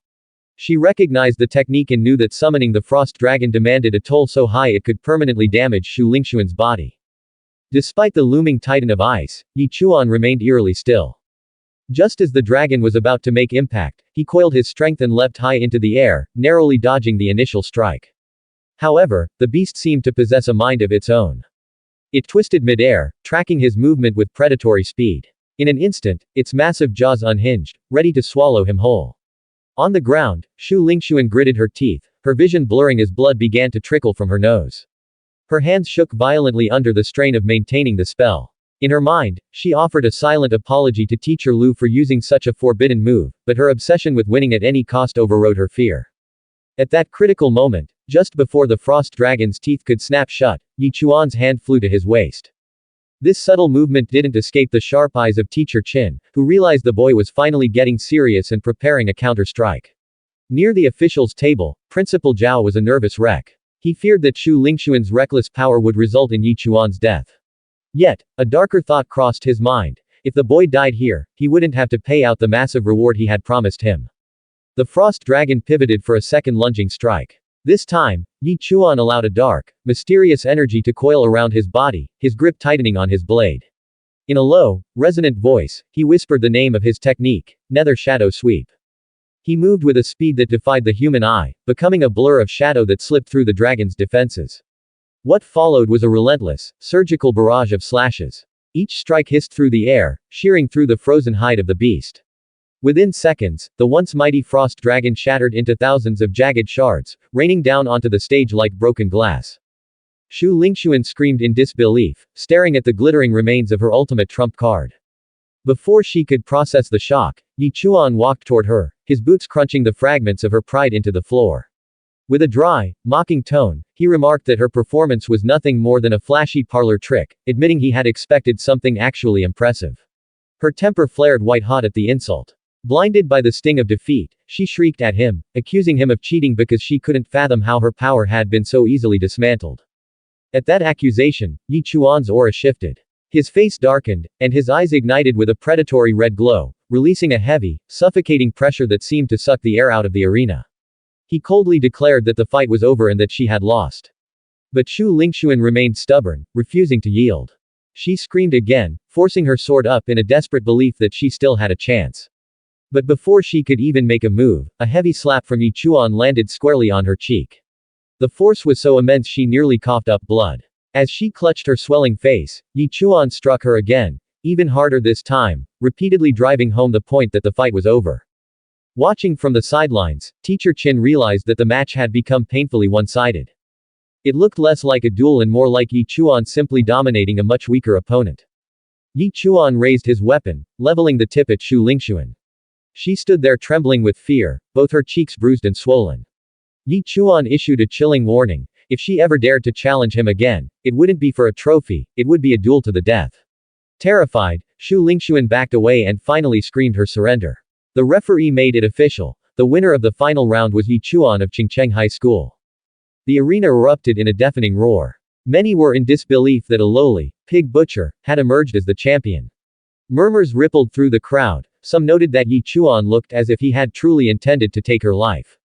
Others recalled their shared history, wondering how a former couple could end up like this. A voice in the crowd remarked that perhaps their old love had curdled into pure hatred. In the judges section, Teacher Qin turned to Teacher Lu and questioned if they had made a mistake in their initial assessment. It was now obvious that Qingcheng High School held a far greater talent, so why had they chosen Xu Lingxuan in the first place? Teacher Lu responded coldly, asking if Qin actually intended to recruit Yi Chuan now. Another teacher with long white hair interjected, stating that if Yi Chuan's profession were purely combat-oriented, he would offer a slot immediately, but they all knew that wasn't the case. Teacher Qin smiled and admitted that if the others wouldn't take him, he wouldn't either. Despite admiring the boy's skill, he didn't want to stain the reputation of Xinwo Academy by associating it with a mere butcher. Teacher Lu added that because Yi Chuan had publicly humiliated her student, a deep feud now officially existed between them. From the stage, Teacher Lu signaled to another one of her students. A young man leapt into the center of the arena and approached the weakened Xu Lingxuan.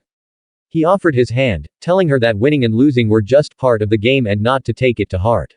Xu Lingxuan accepted his help as he introduced himself as Lin Yu, a second year at Sky Vault Academy and her future senior.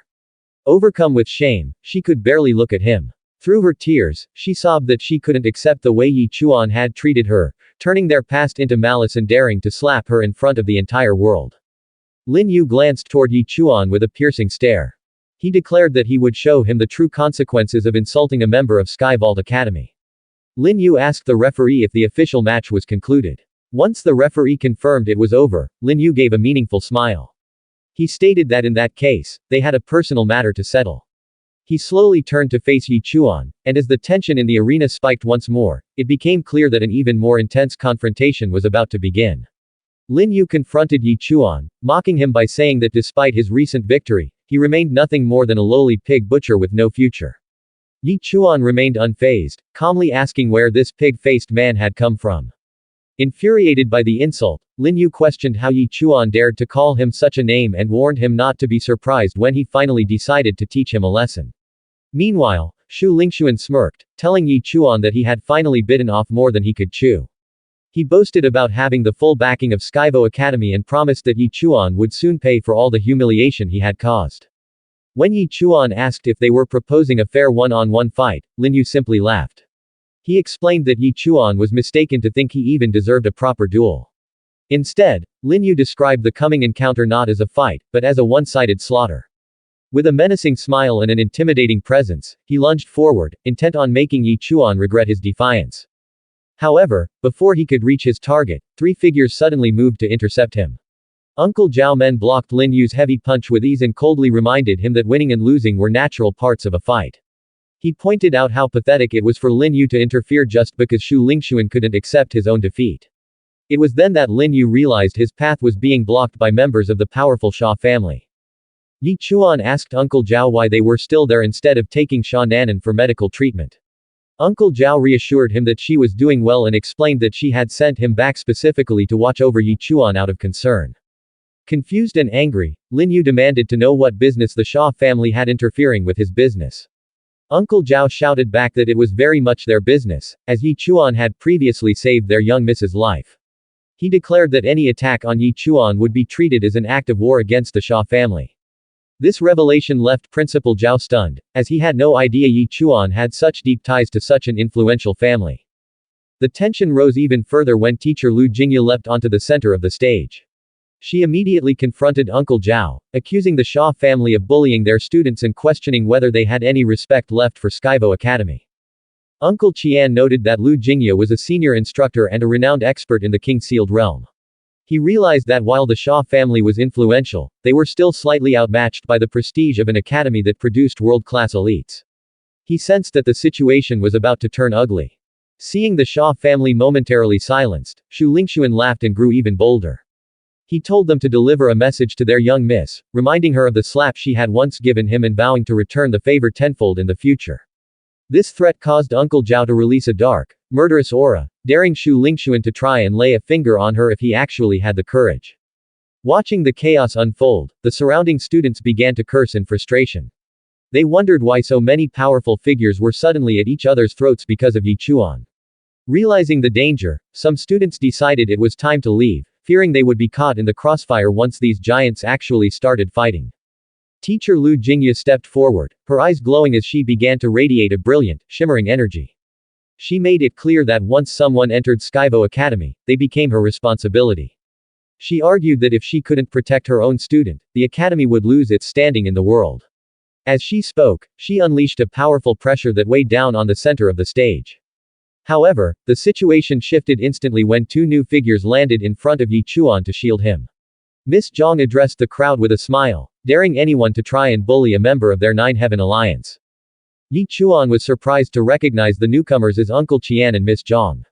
When he asked why they had come, Uncle Qian explained that Miss Zhang had insisted on joining him because she was worried about Yi Chuan's safety. As teacher Lu Jingye's aura turned a fierce crimson, she demanded to know if the Nine Heaven Alliance intended to involve themselves in this mess.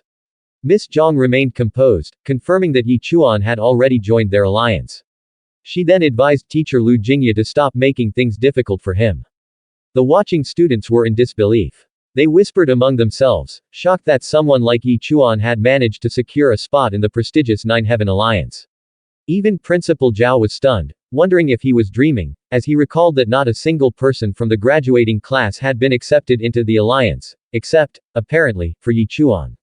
Shu Lingxuan's frustration boiled over at the news. He couldn't wrap his head around how Yi Chuan had achieved something that even the top students could not. Sensing the change in the air, teacher Lu Jingye slowly retracted her intense pressure.